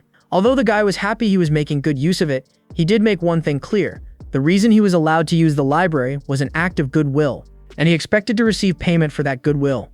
Yeah, our hero learned that lesson a long time ago, so he asked what he wanted in return. Turns out a monster has appeared north of their city and has been attacking travelers. 4 of their knights who were sent to subjugate the creature never returned and were probably already turned into fertilizer. And with things getting so out of hand, they have no other choice but to mobilize nobles to deal with the matter personally, but their house can only mobilize 2 people at the moment, so he wanted him to tag along with those 2 and deal with the threat. Although he agreed, there was something bugging him, because last he heard, wizards weren't usually the type of people who got involved in things like this, or at least that's what that man told him. Rugvaltus explained that the road which was being blocked was an important trade route for Aurum, which had been closed off for 10 days, so they had no choice but to handle the matter quickly and get it resolved. Yeah, it turns out the reason he let him use the library so easily back then was because they had already been stuck dealing with this problem before he arrived, so he wanted to put him in their debt so he could be used when the time was right. The story cuts to the outside, and our hero, along with a small force of wizards, was seen walking out of the city. As for the 2 nobles that man was talking about, the first one was his own daughter, and the second a man with the face of a side character. As for Azella, the girl was feeling irritated about the fact that her father even mobilized a guest for a monster hunt, since she was sure they were more than enough to handle it. Our boy apologized and asked if he was that unreliable. The girl told him that wasn't the case. She was just saying her father was making a huge fuss over a simple matter. Her friend, however, advised she not call their lord fussy in front of the guests. Yeah, who asked him for anything, so she just gave him that glare to put him back in his place. Well, anyway, he turned to our hero and introduced himself as Marvin Voltus, another mage, and yada yada, the usual stuff no one cares about, since he's probably going to end up dead after a couple more panels. But the girl, on the other hand, wasn't in the mood for his nonsense, so she suggested they stop wasting time on the fool and find this thing, since she wanted to get some sleep afterward. Whoa, turns out this right here is Azella's younger brother. I thought the guy had a crush on her or something. Well, he was asking our hero if he has a thing for his older sister or anything like that, and our hero immediately told the man no, and for some reason the man told the kid he was relieved to hear that, which is pretty sus if you ask me. Just then they heard Azella's voice telling them to stop. Looking ahead, they saw a broken cart blocking their path. After a closer examination of the scene, they realized this was the work of that same monster, and since they had already blocked this path from their side, these people probably came from the south, just to end up as nourishment for the monster. Our boy was also scanning the area, and after looking around for a bit, he told the gang the creature who did this was a monkey. Yeah, that monkey part caught the girl's interest, so she asked how he could be so sure. So he pointed at a handprint on the wagon which resembled that of a man. And from what he could tell, he was sure the creature went into the forest after having his fill, so if they find the trail and pursue it, they should catch up to it before sundown. But the problem was none of them could use that kind of magic, which was a problem. Maybe for them, but not our hero. He had a nose like a hound, so he picked up a smelly-looking piece of cloth to get to it. The girl, however, was curious to know if that was his bloodline ability. Our hero answered no, this was just something he used a lot, so now it came naturally to him. Sure enough, just one whiff of that thing, and he immediately saw a trail leading into the forest. After a while, they came across a water source where the trail ended, meaning the creature washed itself before moving on. This was something new for Azella, since a beast cleaning his scent to avoid being tracked was something unheard of. But our hero knew there was more to this than it seemed. Sure enough, he picked up the same faint scent coming from the area, so he shouted for all of them to get on their guard because they fell into a trap. Oh god, that thing is no monkey. That's something straight out of Attack on Titan, and true to the lore, the thing was holding a bunch of rocks in its hands. Yeah, the soldiers realized what that thing was planning on doing, but it was already too late to find cover, and the thing managed to take out several of the guys with that one attack. Luckily, our hero managed to get out of the way, but then he turned to the girl and her brother and froze, because those damn siblings were using their own men as shields to save their own skins. And when their purpose was served, she tossed the guys to the side, and right there his mother's words rang into his mind once more, and he realized she was right about nobles. The girl, however, shouted for the remaining men to attack that thing. Following her command, all of them charged into their deaths. Surprisingly, the creature, instead of fighting back, started running in the opposite direction. Realizing they couldn't let it escape, both siblings gave chase. But the thing was just too fast, and they began losing it. Just then, something appeared next to the girl's face, and before she could process what it was, the projectile shot past her at Mach 7. And whatever that thing was, it was so powerful that it hit the creature's back and pierced through the other side without any effort. Surprised, all of them turned to see who it was and found our boy slowly walking up to them. And yeah, something definitely shifted inside of him after seeing with his own eyes how cruel these nobles truly were. Just then, their attention got drawn back towards the giant monkey monster, which was still alive and was writhing in pain, so to end its suffering, the girl raised her hand to finish him off, resulting in some fire centipede-looking creature manifesting around her arm. And no, it was a snake made out of fire, and the thing flew straight towards the giant baboon to swallow it whole. Next panel, bam! A massive explosion rocked that whole part of the battlefield, with the flames so intense that they literally blocked their vision. Well, apparently, what our boy witnessed just now was the bloodline ability of House Valtus. As for the rest of the survivors, they were just glad it was finally over, since they were sure they were going to end up as snacks for that monster as well. The girl herself was pretty impressed with how effective our boy's rock throwing was, since she claimed she got chills for a second as that thing flew past her face. And her brother, trying to poke fun at her, asked if she was saying she was scared, to which the girl fired back with a jab of her own, since he was the one screaming like a little girl. In the middle of their oblivious brother-sister bickering, they didn't even bother checking up on the other men who almost lost their lives at the hands of that monster. Luckily, there were no casualties. Even though that attack from the monster was strong thanks to their bodies overflowing with mana, they managed to survive. Which was a relief for our hero, but still, despite everything, he wasn't able to shake off that image of what these two did to their own men to save their own skins, since that was completely unnecessary. After all, the more mana a person's body possesses, the stronger it becomes, making these two several times tougher than the knights. But they still use those guys as their meat shields. Noticing him staring at them like that, Marvin asked the kid if everything was alright, and our boy, deciding to keep his distance from those two, chose not to get involved in the way they handled things in their own domain, and just answered it was nothing. And since it was getting late, the redhead suggested they start absorbing mana from that monster and get this over with quickly, because the sun was about to set. With that, all three of them gathered around the monster to begin the process. Apparently, our hero had been researching about mages and monsters in the library these past few days, and it turns out in this world, even if multiple people absorb mana from the same monster, the energy stored inside the corpse doesn't get weaker.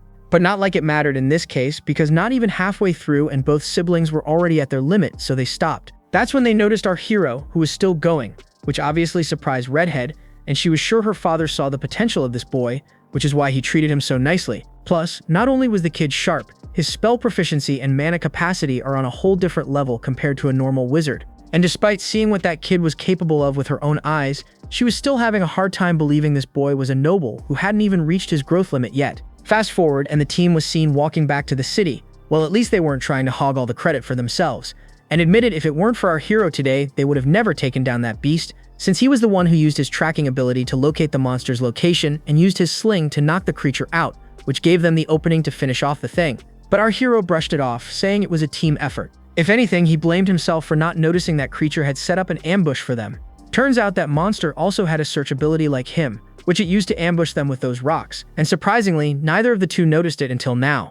So our hero decided to enlighten the two with some wisdom, and according to what he learned so far, the monster's external traits indicate their different abilities, just like the monkey they took out, which had massive hands and bigger eyes compared to a normal animal, which allowed it to throw things with great force while simultaneously giving it the ability to see much farther or even see through the forest, something it used to hunt for its prey. All that explanation surprised both of them, since even they didn't know anything about that stuff, and asked how did he manage to figure out so much about that creature in such a short time. Our hero just answered saying he read through a monster encyclopedia at the library earlier. Well, turns out these guys are so busy loafing around that they never even bothered to step foot in that place. Well, Redhead did, but only once, which was ages ago. Back then she was curious, so she paid the tower a visit. But the books there were just too complicated for her tiny brain, so she left without even reading half a volume. And our innocent little hero just smiled at that and suggested next time she asked the librarian for some easier books that were easier to understand. Well, apparently that suggestion surprised the girl a little, so she asked what he was talking about, and here comes the shocker. Turns out they don't have any librarians working inside that tower. The story cuts a few minutes ahead, outside the massive structure, and inside, our hero was seen meeting up with the little girl who rushed over in excitement the moment she saw him walking in. Seeing her face, our boy couldn't help but let out a small chuckle, since he had been blind all this time and didn't even notice when this girl so casually called him by his real name, which itself screams suspicious, since in this city no one, no matter their status, would ever dare to call a noble by their name. And besides, her looks alone didn't exactly scream librarian. So to start things off, he asked the girl how did she knew what his name was, since as far as he could remember he never told her. That question somewhat surprised the girl at first, but then she also realized the kid caught on to her true identity, so she asked if he had finally realized she wasn't a normal girl. Yup, that answered our boy's suspicions about her. As for the girl, the way she found out his name was through the permit he was carrying with him. And no, she didn't take a peek when he wasn't looking. Apparently, anything, book or any document, as long as something like that is brought anywhere near the library's premises, the knowledge within it becomes visible to her. Acting like this was the most normal thing in the world, he asked the child how she wanted him to address her. Well, she didn't really mind whatever name he gives her since she doesn't have one. But still, she preferred something cute, like, let's say, my love. Yeah, no, our boy decided to just stick with librarian. The girl, however, was getting bolder by the minute as she told the kid not to get so polite with her after using her for so many days and calling her to do this and that, since that would just make things awkward. Our boy, realizing this girl was trouble, immediately took a few steps back while asking if she was a wizard from the old empire. The answer was no. To be more precise, she was never a person to begin with. She was more like a spirit, and this part is important here since she was no ordinary spirit. According to the girl, there are two types of spirits in this world. The first kind is when a soul inhabits something living, it becomes a living spirit. But if it inhabits something neither alive nor dead, it takes the form of something like her. In other words, this library is her body, and everything he sees around him is actually her true form. As for the one he sees in front of him, it's just for comfortable communication. Basically, this form can change depending on a user's preferences, and for his preferences, I don't think I need to say anything more. Yeah, no, our hero immediately told the girl to stop making stuff up because there is no way in hell that's true. But according to the girl, that really was the case, since what he sees is like a reflection in water. Not sure why, but our boy began carefully examining the girl's body, and after staring at her stomach for a bit, he tried touching, and sure enough, his hand phased right through her, which naturally made the whole thing a whole lot awkward, since his hand going through her stomach was making her feel weird. He tried apologizing, but the damage had already been done since the girl was now annoyed as hell. Plus, this also reminded her she can't directly exert her power on an intruder, because if she could, she would have punished every last one of those bastards who carelessly took books out of her library. Curious, our hero asked if House Valtes knew about her existence, or at least if the head of that family knew she existed, since the redhead didn't know she was keeping a watch on this tower. Well, apparently he is the first person she met with who has the power and qualifications to perceive her, and the reason was her creator, who made her in a way so only those whose type is beyond a certain level could see her, which according to the clingy girl was pretty romantic. But our hero was more curious about this type she was talking about and what she meant by that. Turns out she was referring to his bloodline. Curious, he asked the girl if she could tell him more about his bloodline and how it works, but the girl refused, since that was his parents' job. But unfortunately, our boy is an orphan, so he can't exactly ask them about it. And since that was the case, she decided to help him out with this matter. But of course, he would need to give her consent before she thoroughly examines his body. Yeah, that look the girl was giving him was really starting to make him second-guess this whole thing. But it was already too late since the girl was now dead set on paying him back for moving his hand inside of her stomach just moments ago. So she struck and drove her arm into his stomach as well, and seeing her hand going through him scared our boy senseless. But then, almost immediately, he stopped, realizing what a big of an idiot he was being. As for the girl, she wasn't able to hold back her laughter. Ignoring that, she got to work and noticed his body contained a few small bits of several bloodlines, but there was a big chunk of the hunter's bloodline, which, just as Kieran had said, belonged to House Zahar. But then while looking around inside of him, she came across something unexpected. Apparently, our boy isn't a pure-blooded noble. He is a result of a union of two different powerful bloodlines, which obviously surprised him, so he asked the girl if she was sure, and the answer was a yes. So he asked about the second bloodline, but this time the child had no clue either, since it was still locked. But still, according to the child, this wasn't a rare occurrence for a person to be born with the union of two different bloodline combinations, so she suggested he give it time, because eventually that bloodline would unlock on its own when his body is strong enough. After hearing everything the girl had to say, Turin's suspicions about his mother turned out to be true. After all, she was far too polite and educated to be a commoner. That much even he could tell, meaning both his parents were descendants of noble families. And with this new information in hand, he thanked the girl for her time. But the girl wanted something in return. More specifically, she wanted him to spend another month in this city inside this library. After that day, the relationship between the two changed completely, and Turin no longer went on seeing the girl as just a librarian, and both of them got a whole lot closer after learning the truth about each other. And because of that, he learned the librarian even knew knowledge contained from the books that had been plundered from this place many years ago, knowledge that vanished over the past thousands of years. And having the laws of nature taught to him in plain words was a treasure beyond measure for Turin. He learned many things from the girl. Knowledge about how all kinds of diseases arise through such small microorganisms, and that the decay of living things is caused by the feeding of such germs. Not only that, he grasped basic principles as well, like the refraction of light, the generation of heat through friction, and even the process of how living things get injured and how they heal.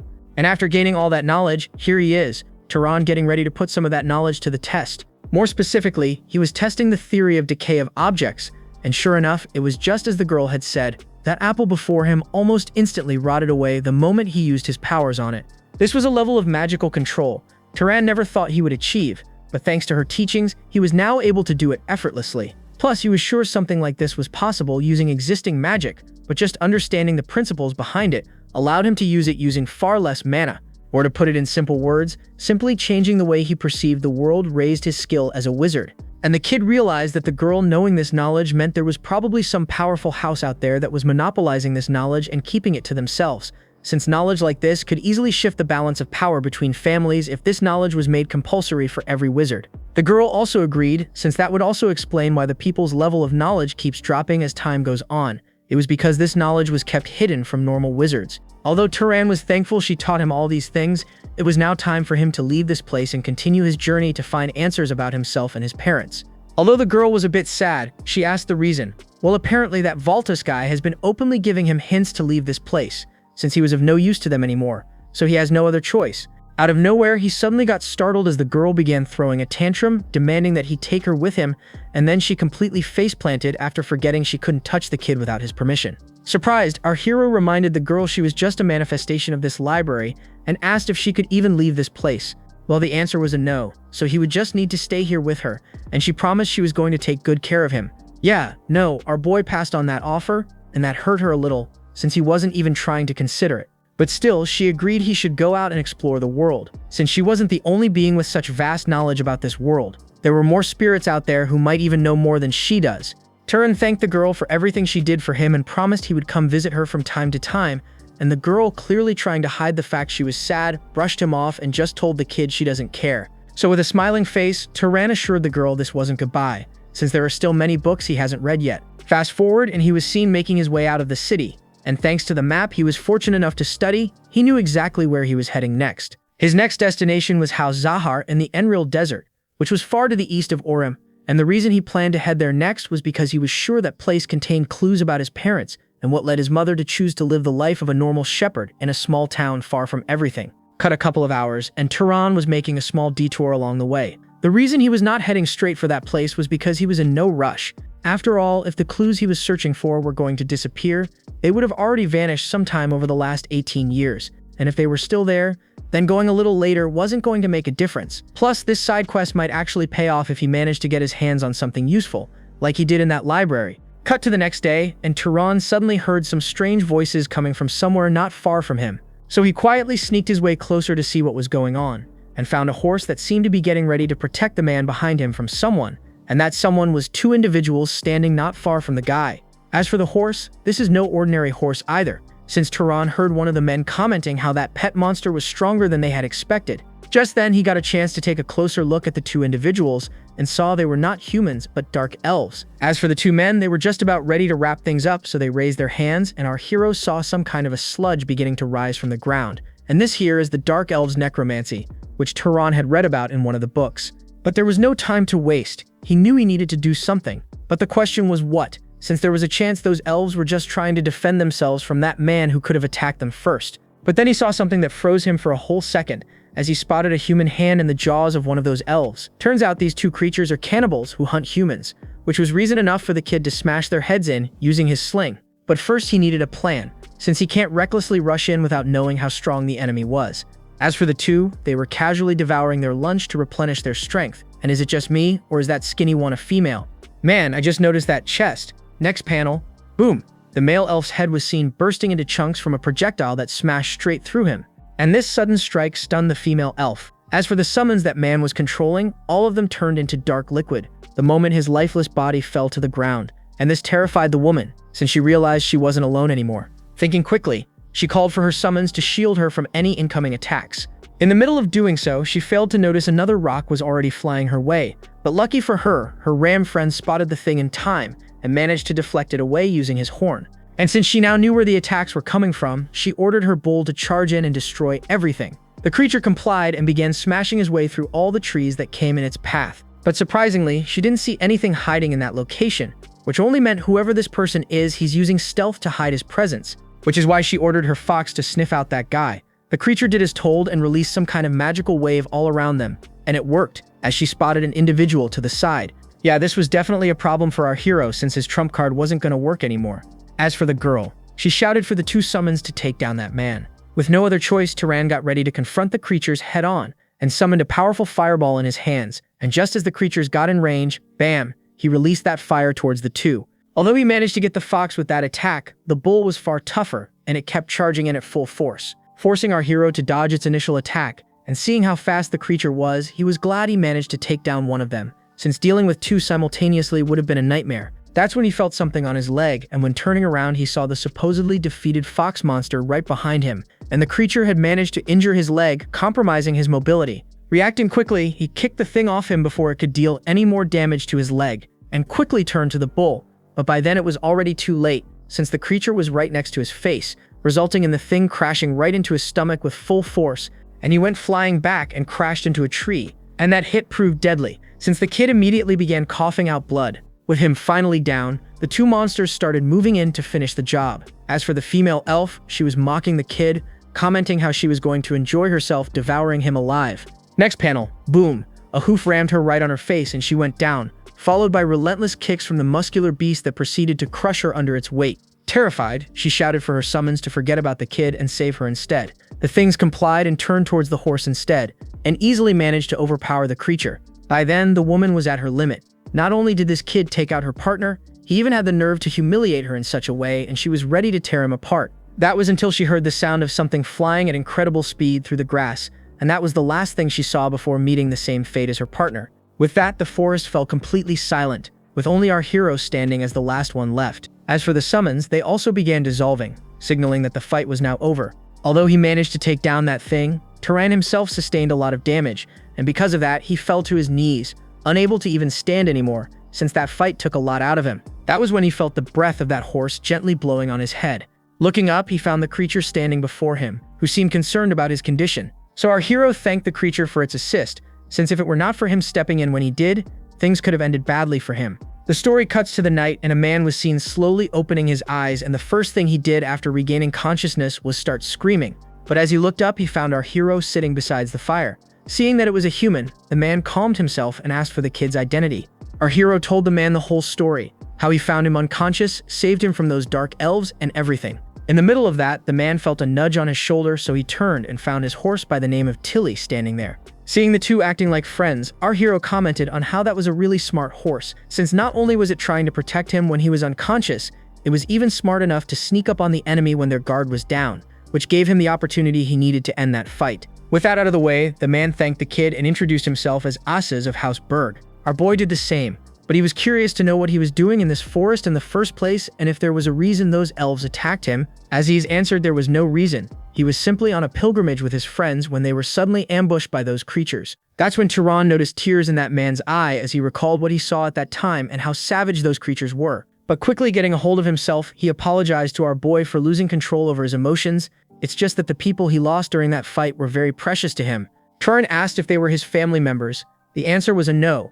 Those people were the knights and servants who came on this pilgrimage with him, the people who practically raised him since he was a child. Hearing those words, Turan came to the conclusion this man wasn't like other nobles. He was genuinely a good person. But still, he knew they might not be out of the woods yet, so he asked how many of those elves he saw when they were attacked. Since he only managed to take down 2, well, that meant he got all of them because they were attacked by 2 elves alone. That was good, but just to double check, Turan activated his search ability and began scanning for any possible threats around the area but saw nothing, which was a good sign since they could spend the night at this spot to rest up.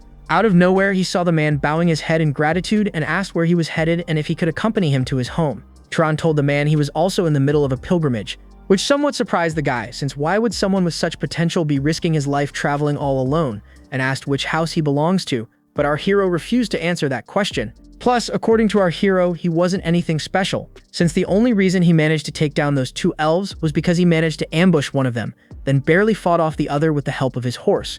That's when out of nowhere both men begin releasing their mana to test one another's strength. And turns out the man before him was no joke either, and he was sure if he hadn't absorbed mana from those 2 elves he took down earlier, he wouldn't have been able to keep up with this man.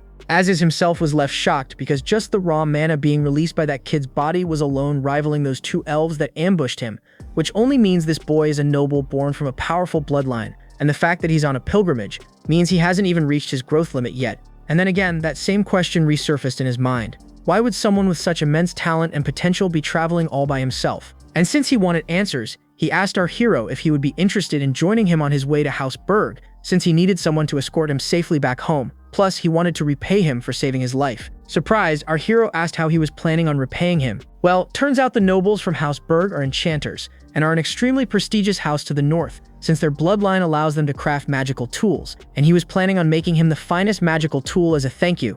Cut to the next morning, and the men were seen standing before the tombstones of the people who lost their lives at the hands of those elves. While doing so, Aziz turned to our hero and thanked him. And when asked the reason, the man reminded him how he never mocked him for being a noble who cried at the sacrifices of his subordinates, since that was kind of pathetic of him. But our hero had no clue what he was talking about and asked why he would think that. Well, from what his father taught him, those who die in a righteous battle go to heaven, so there was no point in grieving for them. A true noble moves forward and honors their sacrifice. But to him, if not grieving over a family member's death is strength, then he was afraid he won't ever become truly strong. But our hero thought otherwise, since shedding tears for loved ones wasn't a sign of weakness but kindness. Before starting their journey, Aziz suggested they drop this formal talk and speak more comfortably, since they are practically the same age, and our hero didn't have any problem with that. So the kid extended his hand to seal their new friendship, and since this was our hero's first time someone actually calling him a friend, he paused for a moment but he wasn't saying no, so he shook his hand.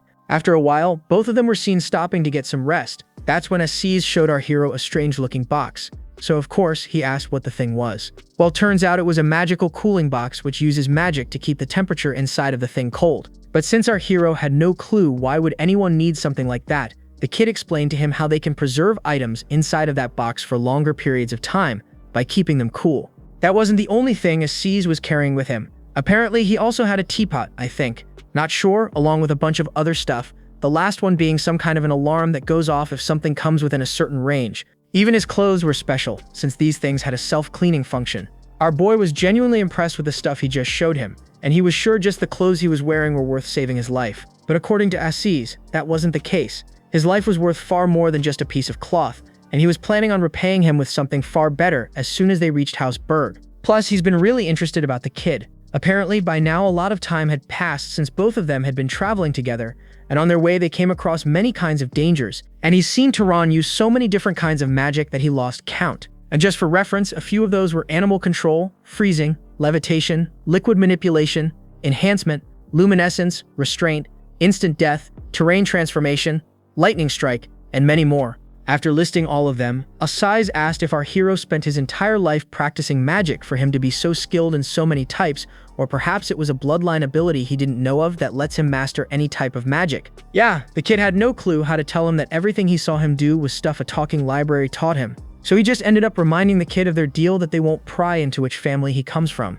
Asais apologized and changed topics to his age since he was still curious how long it took him to learn all that stuff, and was left speechless when he heard the kid before him wasn't even 18 yet. And get ready for your jaw to drop as well, because the man before him is 43. Although it was surprising how powerful the kid was for his age, he commented something about not believing he would get to meet with another genius like him in a forest who was traveling all by himself. Surprised, the kid asked about the second genius. Well, apparently when it comes to magical control and the types of magic he can use, he is slightly superior to that person, but they do have an edge when it comes to an overpowered bloodline. Plus, it is a she he is talking about, who is around the same age as our boy and is his cousin. Hearing she was from the same family as Asais, our hero asked if he could ask her to make him some magical tools, but the answer was a no. The reason being she's from the main house, and when asked what this main house was, Asais informed the kid that the girl is actually one of the princesses of Arabian who might actually be in line to become the head of a great house one day. But the thing is, despite being born a princess, a person's position as the head was not guaranteed, since unlike ordinary wizard houses, the heads of great houses do not easily pass their positions to their own children. The reason being, a great house consists of dozens of relatives in the same generation, and naturally, at least one of them is stronger than the head's own child. But Mesa is a different story. Not only is she the direct descendant of the head, that girl was also born with the greatest talent of their house, so much so that after awakening her magic power, she mastered all manner of combat magic in just 10 short years, resulting in her receiving full support of her house. And now, at just 21, she's almost on the same level as the core members of the house. Not just that, but when their last eldest granduncle passed away, she was the one who devoured most of his magical power, but of course they received portions as well. Damn, I don't know how that works, but that kinda sounded messed up. Just then, he heard the kid pointing into the distance, telling our hero they were almost there. The moment our hero's eyes landed on the sight before him, his heart skipped a beat because before him lay one of the most incredible sights he had ever seen, something called the Dakane Plains, which is the central territory of Arabian, and right before it, the territory of House Bergzanilan. The story cuts to the inside, and a woman who I presume is Asi's mother was seen walking up to the main gate to welcome her son. And this 40-year-old man, the moment he saw the woman, ran in to give her a hug like a child, which obviously surprised our hero a little. That's when he saw the man's father also walking out, who was telling Asais to address his mother as mother and not mom. After that drama, he quickly introduced our hero to the two as a friend he made during his travel who saved his life by risking his own. Surprised, his mother asked what happened, since this pilgrimage route was supposed to be safe. So Asais told her the whole story of how they were attacked by dark elves on their way back home. The moment the woman heard those words, she completely lost it and got ready to bring down her whole house's wrath down on those elves for daring to target her child. But her husband instructed her to compose herself. After all, she was the head of this house. After calming the woman, he walked up to our hero and asked for his house. Same answer. He can't reveal that information.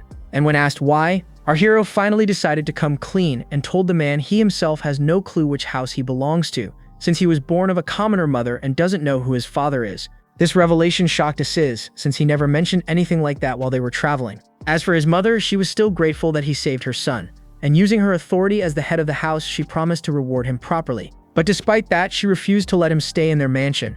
Instead, she promised to arrange him to stay at the finest inn in the city. Asais obviously protested, since the least they could do is host him at their home. Although the woman agreed that was the proper thing to do.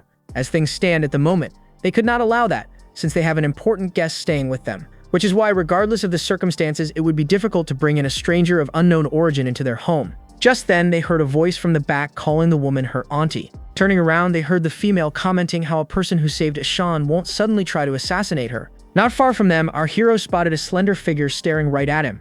And this female right here is Masya, the same genius Asais was telling him about not too long ago.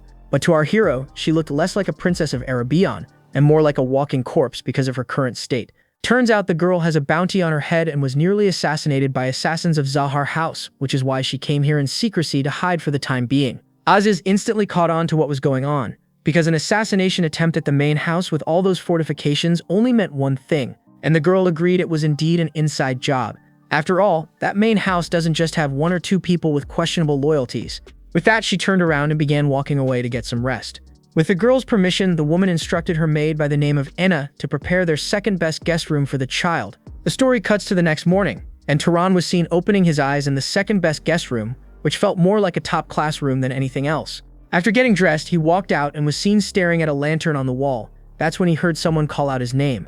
Turning around, he found Aziz, who was asking what he was doing all alone in the hallway. The kid pointed towards the lantern, since that thing looked pretty interesting. Yeah, but not for Aziz, since he usually makes those in his free time, and they weren't that of a big deal. And since the kid was so interested in the thing, he asked if he would like one for himself, but our hero passed. Just then, he heard thunder rumbling outside the window and got startled. Surprised, he quickly turned around to see what was going on, since there was not even a single sign of a cloud outside, so it made no sense.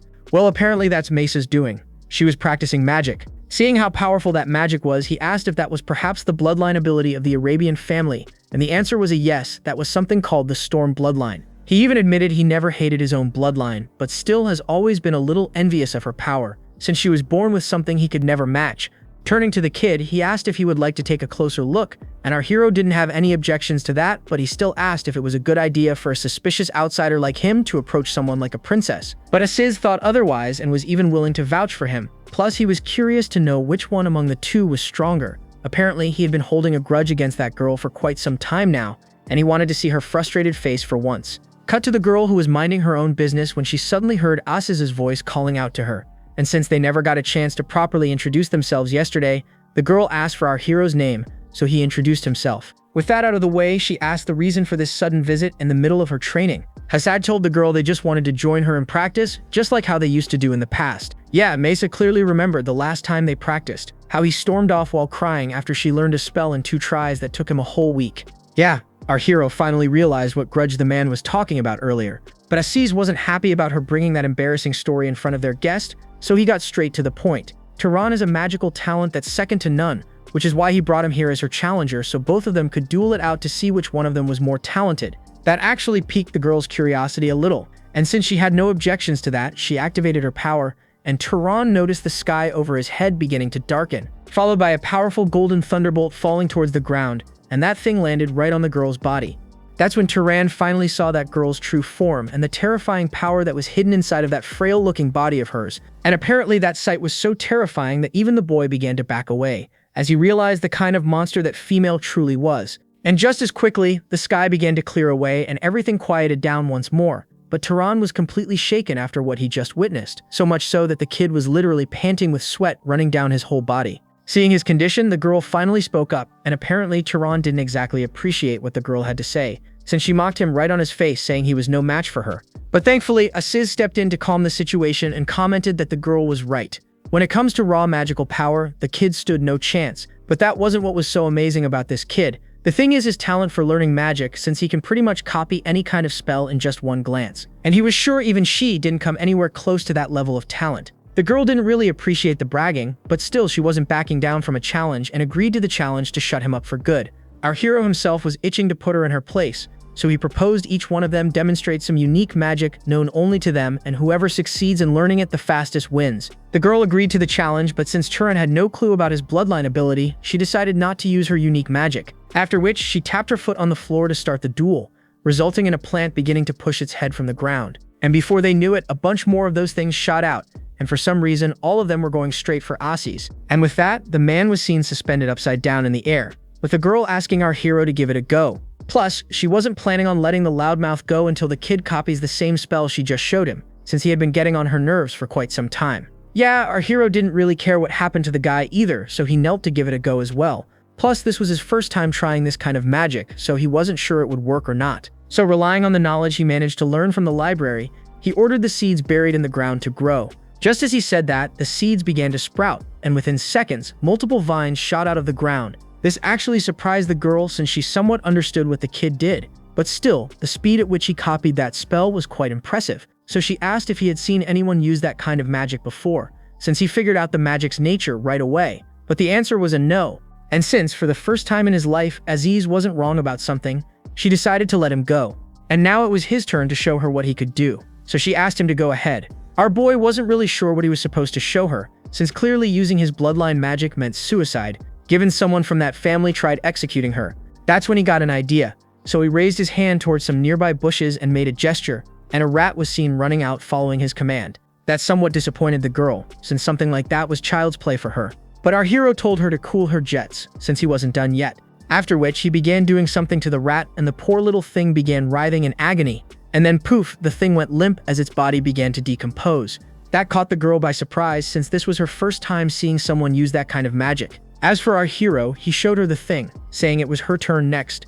Yeah, that was indeed interesting, so she got ready to give it a go as well. Same thing, she made a gesture towards the bushes, resulting in a rat running out towards her. She grabbed the thing, lifted it up, and began copying what the kid did moments ago. But for some reason, nothing happened. Turns out she had no clue what the kid did to his rat for it to start rotting away like that, because this is no simple magic. Asase himself wanted to know what kind of magic that was, since that was creepy as hell. Seeing how neither of them knew anything about the magic he used made our hero fall into thought, since these guys were supposed to be one of the most prestigious families, yet they don't possess this secret knowledge.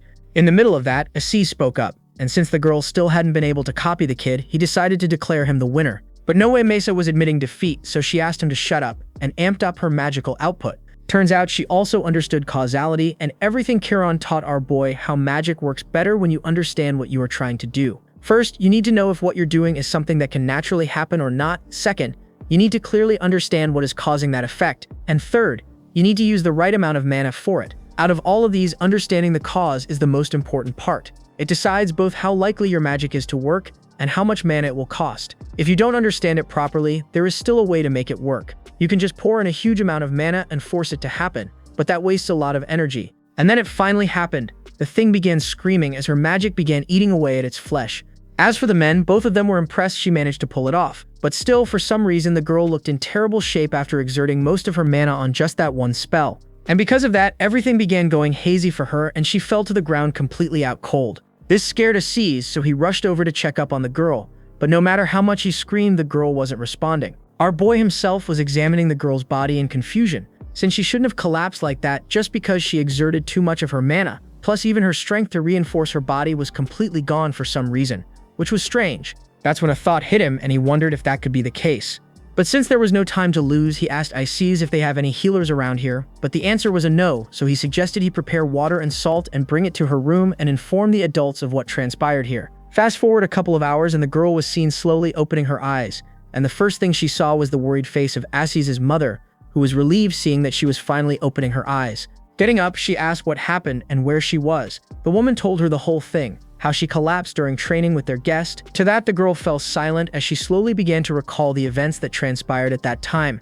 But the woman was still worried, so she asked if that man did anything to her because for now, he was being kept in the temple under observation until this whole mess is resolved. The girl clarified none of this was his fault, it was her own mistake, and asked them to leave for now since her head was pounding from hearing so many questions. The woman apologized and told the girl about the soup she brought her. Well, apparently the reason this girl looks like Morticia Adams is because she hasn't been eating lately, which has something to do with her magic. But still, she suggested the girl take better care of her health. But since the girl refused to even answer her anymore, the woman got ready to leave. As for Mesa, she knew she was just worried about her, so she thanked the woman for everything.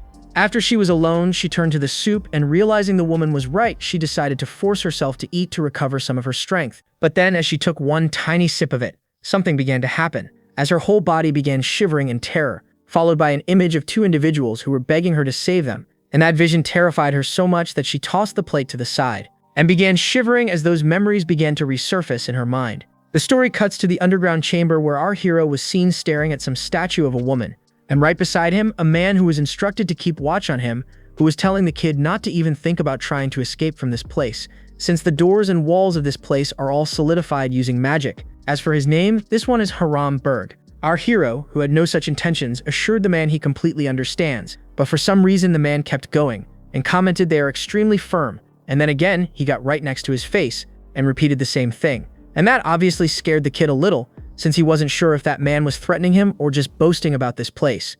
But then, just as quickly, the guy turned around and began swinging his sword. Obviously, the kid asked what he was doing, and the man answered he was training, and surprisingly, the man wasn't half bad. His swings were clean and efficient, with no unnecessary movements. Every motion had minimal preparation needed for the next strike. Noticing him staring, the man stopped and turned to the kid, so he apologized for interrupting him in the middle of his training. But then again, the guy got super close to his face with a new question. What did he think about his movements?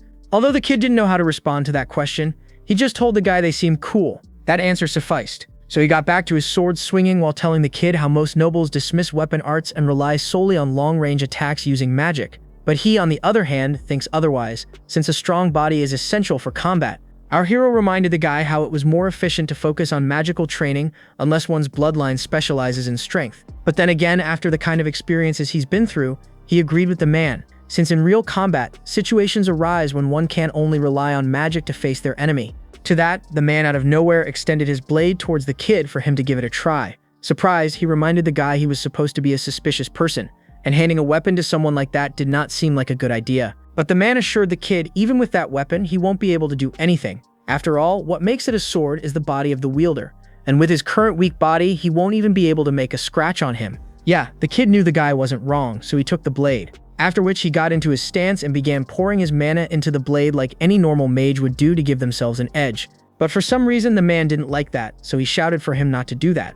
I bet the kid was a bit scared after getting screamed at like that out of nowhere, so he stopped and decided to just do as the man was saying. So it began. The guy started circling around him, fixing his stance and explaining to him how to maximize his defense using his sword from any incoming attacks. By then, the kid was beginning to second-guess this whole thing, but he had already taken the sword, so there was no going back for him anymore.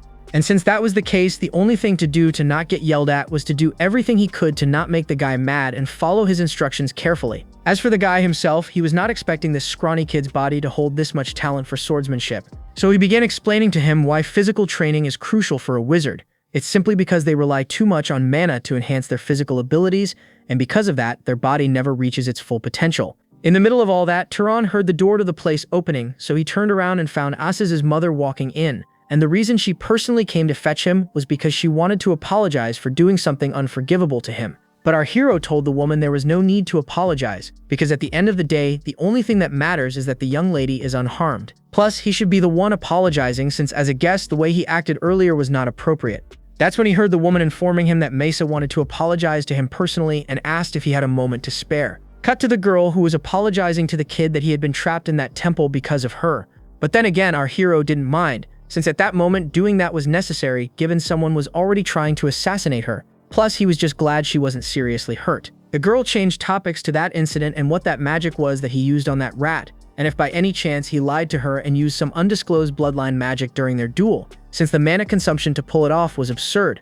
Turan assured the girl that wasn't the case and was sure anyone could pull it off if they knew the principle behind that magic. But then again, the girl knew he won't reveal that secret, which was a problem, since that way they won't have proof that what he was saying was true and what he demonstrated wasn't some bloodline magic. Yeah, our hero just told the woman not to take that duel too seriously, since he really didn't care who won. But the problem was she is a sore loser who refused to accept that she lost, since that would be a stain on her reputation. So she proposed that both of them share one secret magic with each other. He teaches her that rot magic and she would teach him one of her family's secret spells. Knowing the girl won't drop this topic until she gets what she wants, our hero reluctantly agreed. After a bit, they were inside of her room, with our boy teaching her the lost principles of magic taught to him by the little librarian.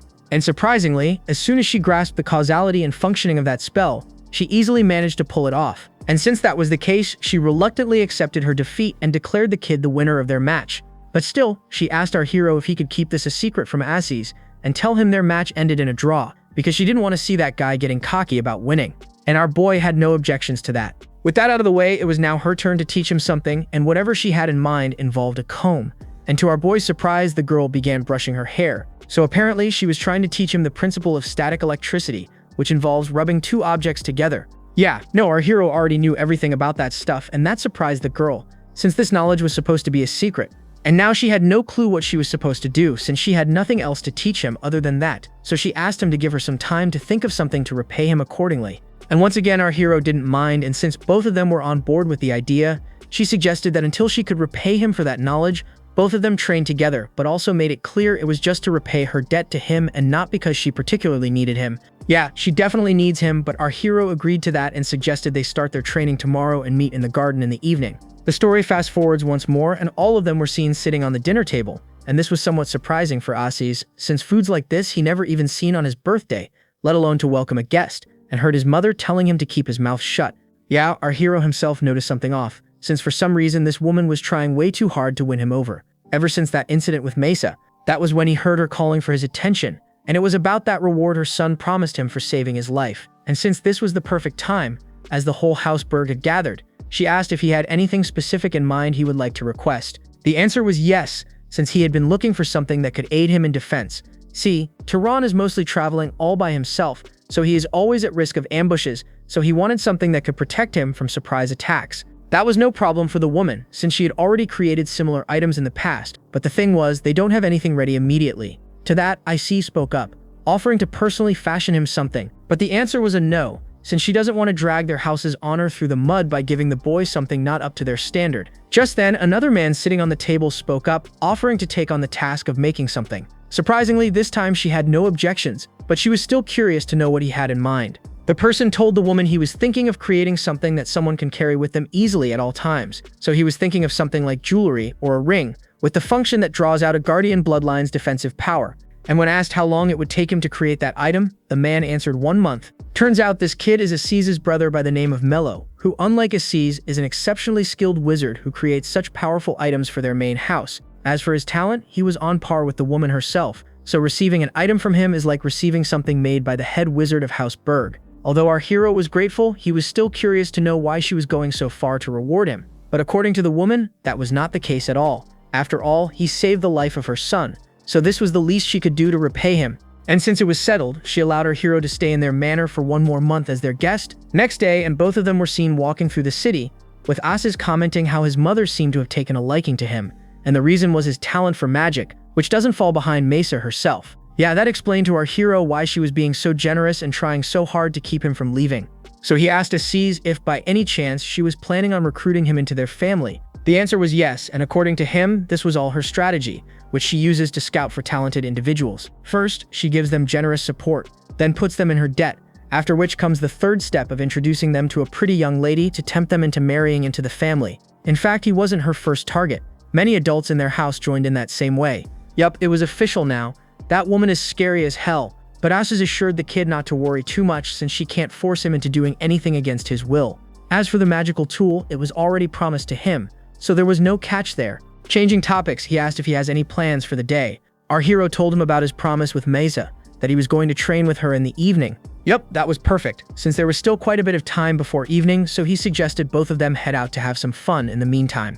But seeing him make that face, he asked if he was really planning on just sitting in a corner of the castle to train magic on a beautiful day like this. As a matter of fact, he was. But yeah, no. Aziz wasn't taking no for an answer, so he began dragging him to some place where they could let loose and have fun.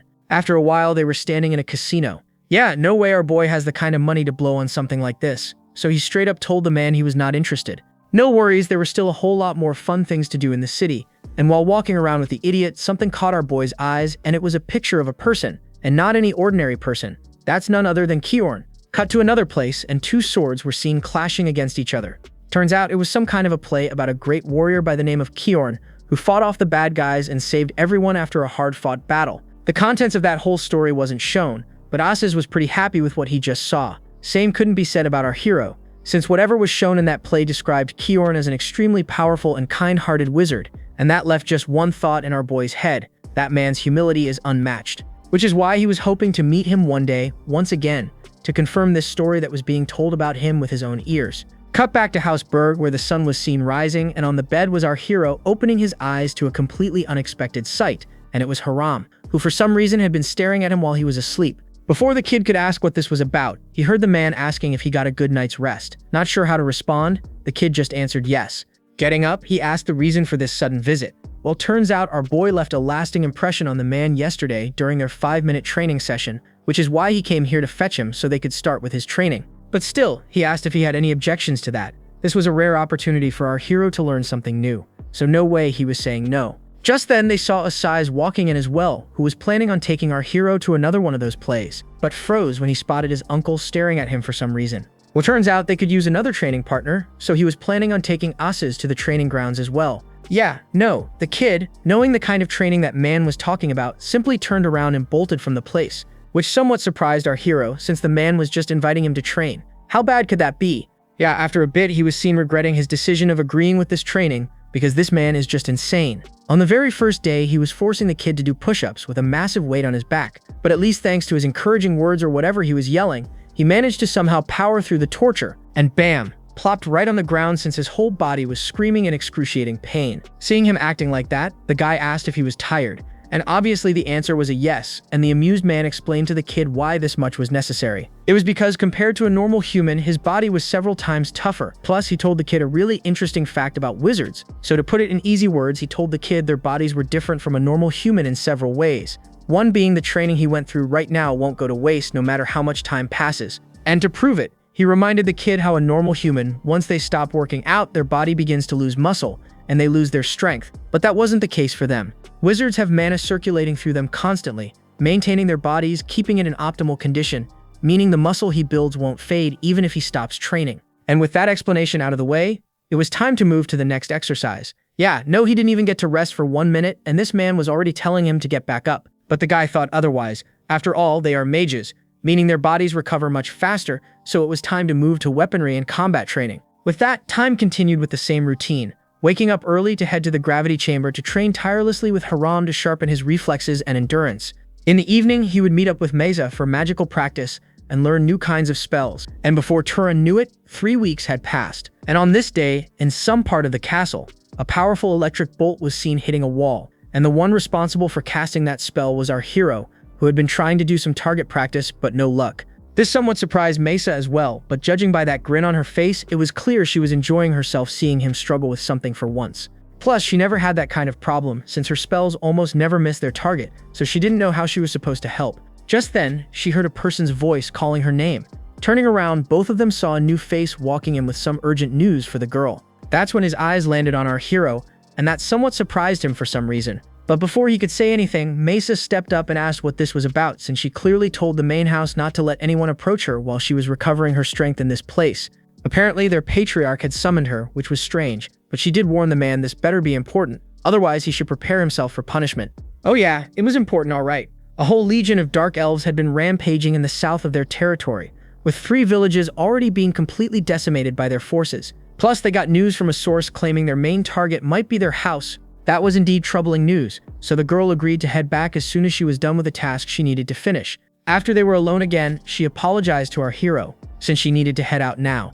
But she never forgot about their deal and was still planning on repaying him for teaching her that creepy corruption magic. And after taking a moment to think, she finally thought of something, but she didn't seem happy about it. But then again, a deal is a deal. So she turned to our hero and asked if he was aware that a human body has electricity flowing through it 24/7. Well, it turns out no, this was the first time he was hearing of something like that. Well, that was perfect because she was about to enlighten him with a new kind of knowledge, which is also an Arabian secret teaching. But before that, she asked our hero if that would be enough to repay her debt, and the answer was yes. So she started off by telling him about the electric signals that are sent to the brain when a person sees or feels something. So she basically explained it to him in simple terms, how whatever he sees with his eyes or smells with his nose are just electric signals, which the brain is designed to understand. Not just that, the brain uses those same electrical signals to control a human body. So basically everything he sees and feels is just electricity flowing through his body to his brain. Well, it turns out our hero had no clue about anything he was hearing, since knowledge of this kind wasn't available in that library. Plus, he wasn't even sure how he was supposed to use this knowledge to his advantage. That's when he heard the girl asking what would happen to a human body if those signals are accelerated using magic. Yeah, our hero immediately caught on to what she was trying to say. Using this technique, a person could increase the speed at which they perceive and react several folds. Yep, that was exactly it. And she was impressed he caught on so fast. But she was curious how fast he would be able to learn this technique, so she asked the kid to give it a go. Our boy obeyed, closed his eyes, and began concentrating. And before long, he could feel those electrical waves flowing through his body. And with that first step done, he got ready to accelerate the rate at which that electricity was flowing through him. Just as he did that, his body began to react strangely, followed by his senses being enhanced several folds, and then he finally saw it. The world looked completely different from what he was used to seeing. Not just that, but it was like everything was moving in slow motion, and that brought a smile to his face, since it meant he succeeded. But then almost immediately, he felt a sharp pain shooting through his brain, and he began panicking as his sensory systems slowly returned back to normal. Well, that confirmed it for the girl. He succeeded.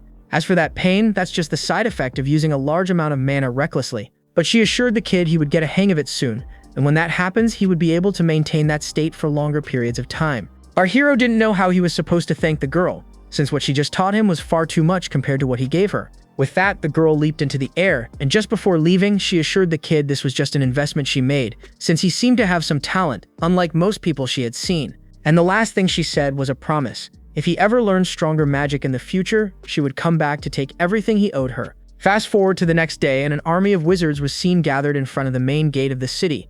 And this is the force that is to set out and exterminate those dark elves who had been terrorizing their lands. In the crowd was our boy, along with some other members of House Berg. Just then, Asis spotted Maya's making her way towards the main gate as well. So like the idiot he was, he began making things awkward for her by waving his hand like a child while screaming her name. Thankfully, the old man beside him stopped him before he made things any more awkward for the girl. Just then, they heard the announcement that the head of the house was arriving to lead the gathering. Following that command, all the men gathered straightened up to greet the person, and when he stepped out, our hero saw an aged old man who seemed to have seen better days but still looked cool as hell. As he made his way through his men, a man by the name of Battle Arabian, our hero asked the obvious question from Asis.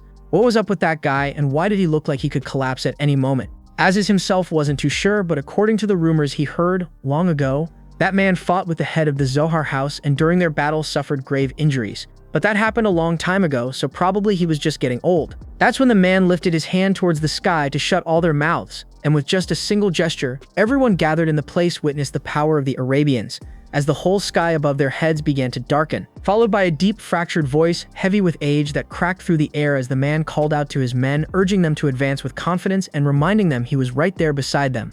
As soon as he said those words, dark clouds began gathering all around the place, with thunder rumbling all around them, scaring all the people standing nearby. And witnessing the power of the Arabian, all of them began cheering for the army, knowing that with this man on their side, they would eradicate those invaders and bring peace to their lands. Our boy himself was staring at the whole scene in awe, since even watching Mesa use that same spell countless times, he couldn't believe how powerful this man truly was. Plus, even with a body in such poor condition, this man was at the pinnacle of magic, with the power to command the very sky. And no, he wasn't intimidated, because that power right there is his main goal, and he was sure someday he too would reach that level. Fast forward, and a man was seen handing out some kind of a bracelet to someone. Turns out this was the magic item which was promised to our hero. As for what it does, this thing had the ability to increase his physical durability slightly even when he's just carrying it on his body, but when he channels his mana through it, that's when the real magic happens, because that buff goes through the roof. But he did warn our hero of the backlash, since that thing drains mana like crazy, so he advised him not to rely too much on it, and only use it when he finds himself in a pinch.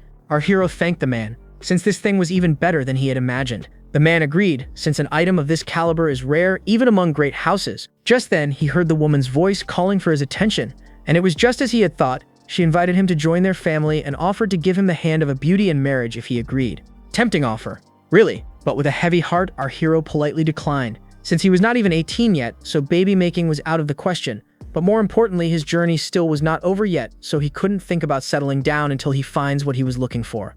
Yeah, the woman knew that would be his answer, since Aziz had already told her he has goals which cannot be achieved in one place, so she apologized for having to ask again. Turan thanked the woman for everything she had done for him and promised Aziz and the Berg family would be his friends forever. With that, our hero was seen walking out of the main workshop. That's when he saw Aziz and Haram waiting for him outside. Just as he was about to ask what this was about, the man tossed a dagger his way. Apparently, this was a gift for the kid, which is a magical item with enhanced durability and sharpness. Our hero was grateful for this gift, so he bowed in front of the man to thank him while acknowledging the man as his teacher. And that brought a smile on the man's face, but deciding not to show how happy he was hearing him call him teacher, he quickly turned around and with that stiff body of his began walking away. That's when Aziz threw a cloak over the kid's shoulders. Surprised, he asked what this thing was. Well, turns out that wasn't the only thing he brought for the kid. He even made these special clothes for him, which were just like the ones he was using, that have the ability to clean themselves while also capable of repairing slight tears on their own. With everything this family had done for him and how generous everyone was, Turan could only thank the man, but Aziz played it off like it was no big deal. After all, they were friends, not only because he saved his life, but because after spending time with him and seeing how talented and diligent he was, he himself felt like he needed to change, and he was grateful for that. Still, he was curious about his next destination, so he asked where he was planning on heading. Our hero answered east. Turns out he had been to that part of the land as well, to a place called Carmine, so he suggested he avoid using a ship, since the waves there are just terrible.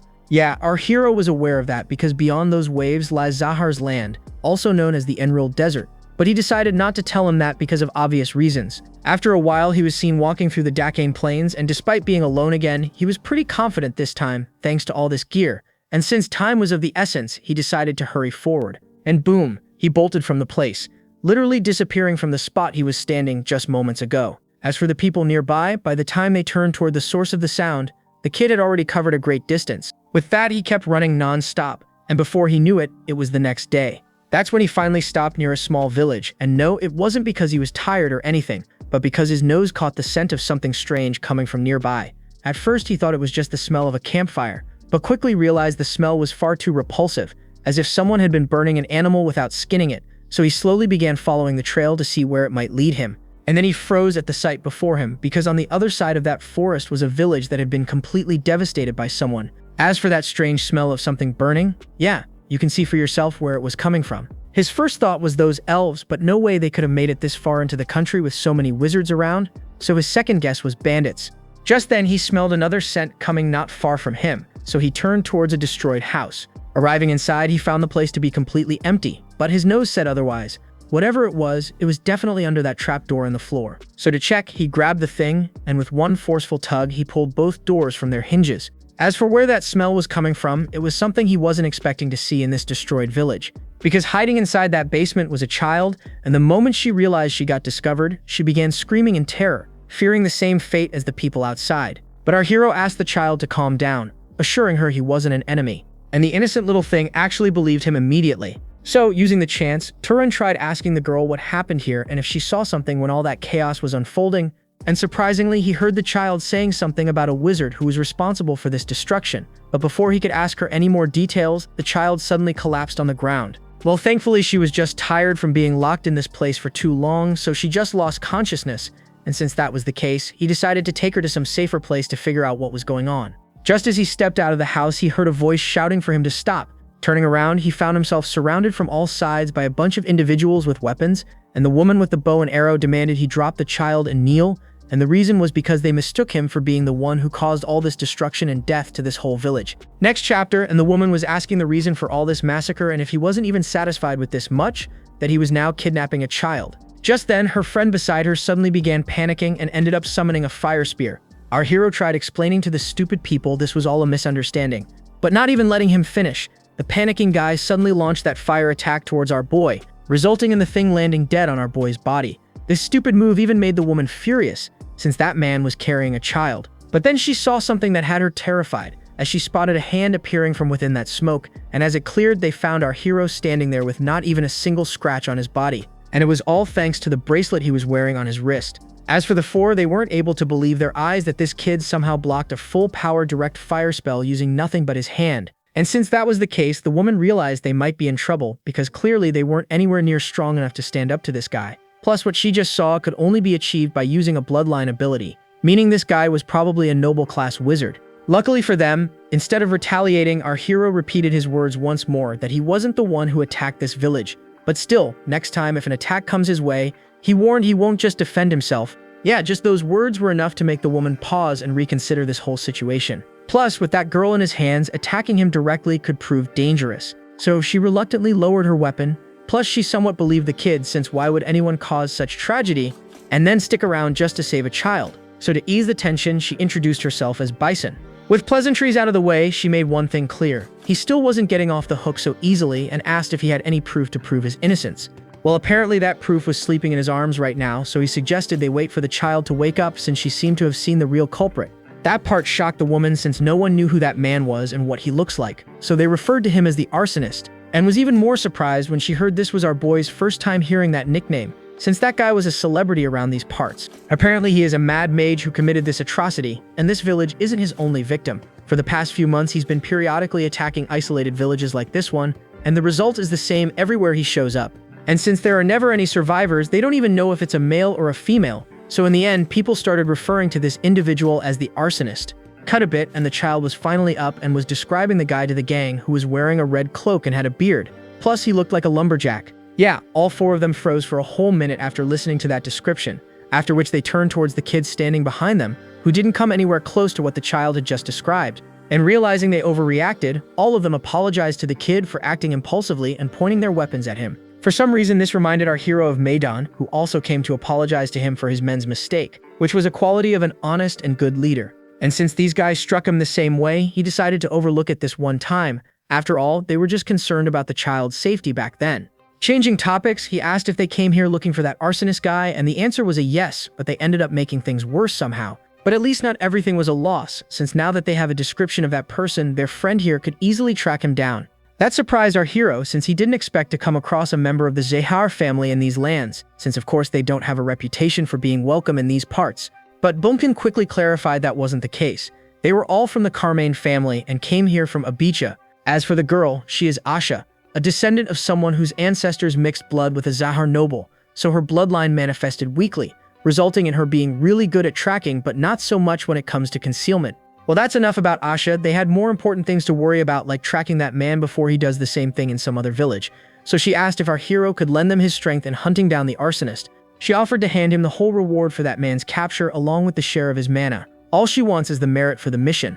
Before giving her an answer, our hero asked if she knows anything about that man's power level. All she could say was that man is a noble level mage. And the reason she was so confident about that was because some of the villages that man attacked were under the protection of several knights, and that man managed to take down all of them. Well, apparently that was exactly the thing our hero needed right now, since he was at a level that the weak demonic beasts aren't increasing his strength anymore.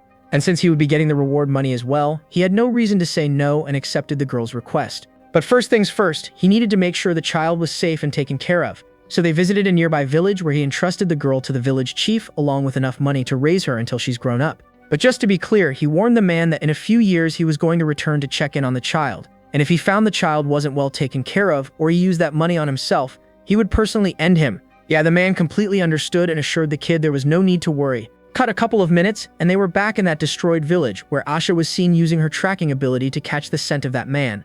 After a bit, they were seen walking around the place so the girl could catch a whiff of that man's trail. And luckily, it didn't take her that long to track down that man's footprints. And with that part taken care of, she began putting that nose of hers to work. Since our hero was also pretty skilled in tracking, he was curious to know the girl's method since that's not how he does it. She explains she starts by looking for any human footprints, and when she does, she just follows the scent of ash covering that man's body, and if he is still wearing the same clothes, finding that person becomes much easier. Not sure why, but our hero was somewhat impressed by how professional the girl was, even though his tracking is 100 times better than hers. That's when he heard the girl telling the gang she managed to pick up on the trail. With that, they arrived outside of a hidden cave where that smell led them, and knowing the place could be booby-trapped, she asked our hero to take point while the rest of them would cover their backs. Following her commands, they slowly began making their way into the place. But since they didn't see anyone, she asked Aisha if she was sure. And the girl answered yes, there was definitely one person hiding inside of this place. With that, they were seen making their way deeper into the place, but still no luck. The place was completely empty. That was until the girl spotted light coming not far from them. And following the source, they found themselves standing inside a chamber where a man was seen standing in the middle. And man, I don't know what this guy is smoking, but he needs to stop because he looks like a mix of psychosis, withdrawal, organ failure, and straight-up body decay. Our hero, though, just to double-check, asked Asha if that's the guy they had been looking for, and the answer was a yes. But not to repeat the same mistake like they did with our boy, Bison, stepped up and asked for the man's identity, and if he was the one responsible for burning down those villages along with the people living there. And to answer her question, the guy raised his hand and boom, an explosion covered all of them in one go, while the three weaker ones were immediately out of the fight and were tossed out of the flames like garbage. As for our boy, his bracelet came into clutch once more, and thanks to that, he managed to save Bison as well. This shocked the man since he wasn't expecting them to survive from that blast. Using the chance, Bison fired one of her ice arrows towards the guy, and the thing pierced into the man's thigh and he immediately fell to his knees. Injured, yes, but he wasn't out of the fight just yet, so he did something using his hand. And massive hands made out of stone manifested inside the cave. This was something new to our hero since that man was clearly a flame bloodline type. So how was he able to use earth bloodline magic as well? But reacting quickly, he managed to leap out of the way and saved himself, completely forgetting about our beautiful waifu who got crushed underneath the massive hand. But there was no time to be worrying about others, so he immediately got into position, spun his sling, realizing this could end badly. The guy raised his hand once more to attack, but by then it was already too late and the guy's whole arm was seen flying through the air as red liquid bursted out of his shoulder. But the kid wasn't done. He moved in closer to get in range, snapped his fingers to create electricity in his hand, and blasted the fool with a full power shock, prompting the already half-dead man to writhe in agony. And just as quickly, he began losing consciousness. As soon as the man was down, his stone hands also began to break away. Looking ahead, the girl saw our hero standing over the unconscious body of the guy. But just to be on the safe side, she asked if that man was breathing, and the answer was a yes, plus he reminded the girl she should be more worried about her friends and suggested she go and check up on them instead. With her gone, he brought out some seeds from his pocket and tossed the things next to the unconscious man, resulting in those vines appearing and wrapping tightly all around the man. But knowing the man was dangerous, he covered his eyes with a cloth as well to block off his vision. With him fully restrained, he poked at the guy's head, telling him to wake up.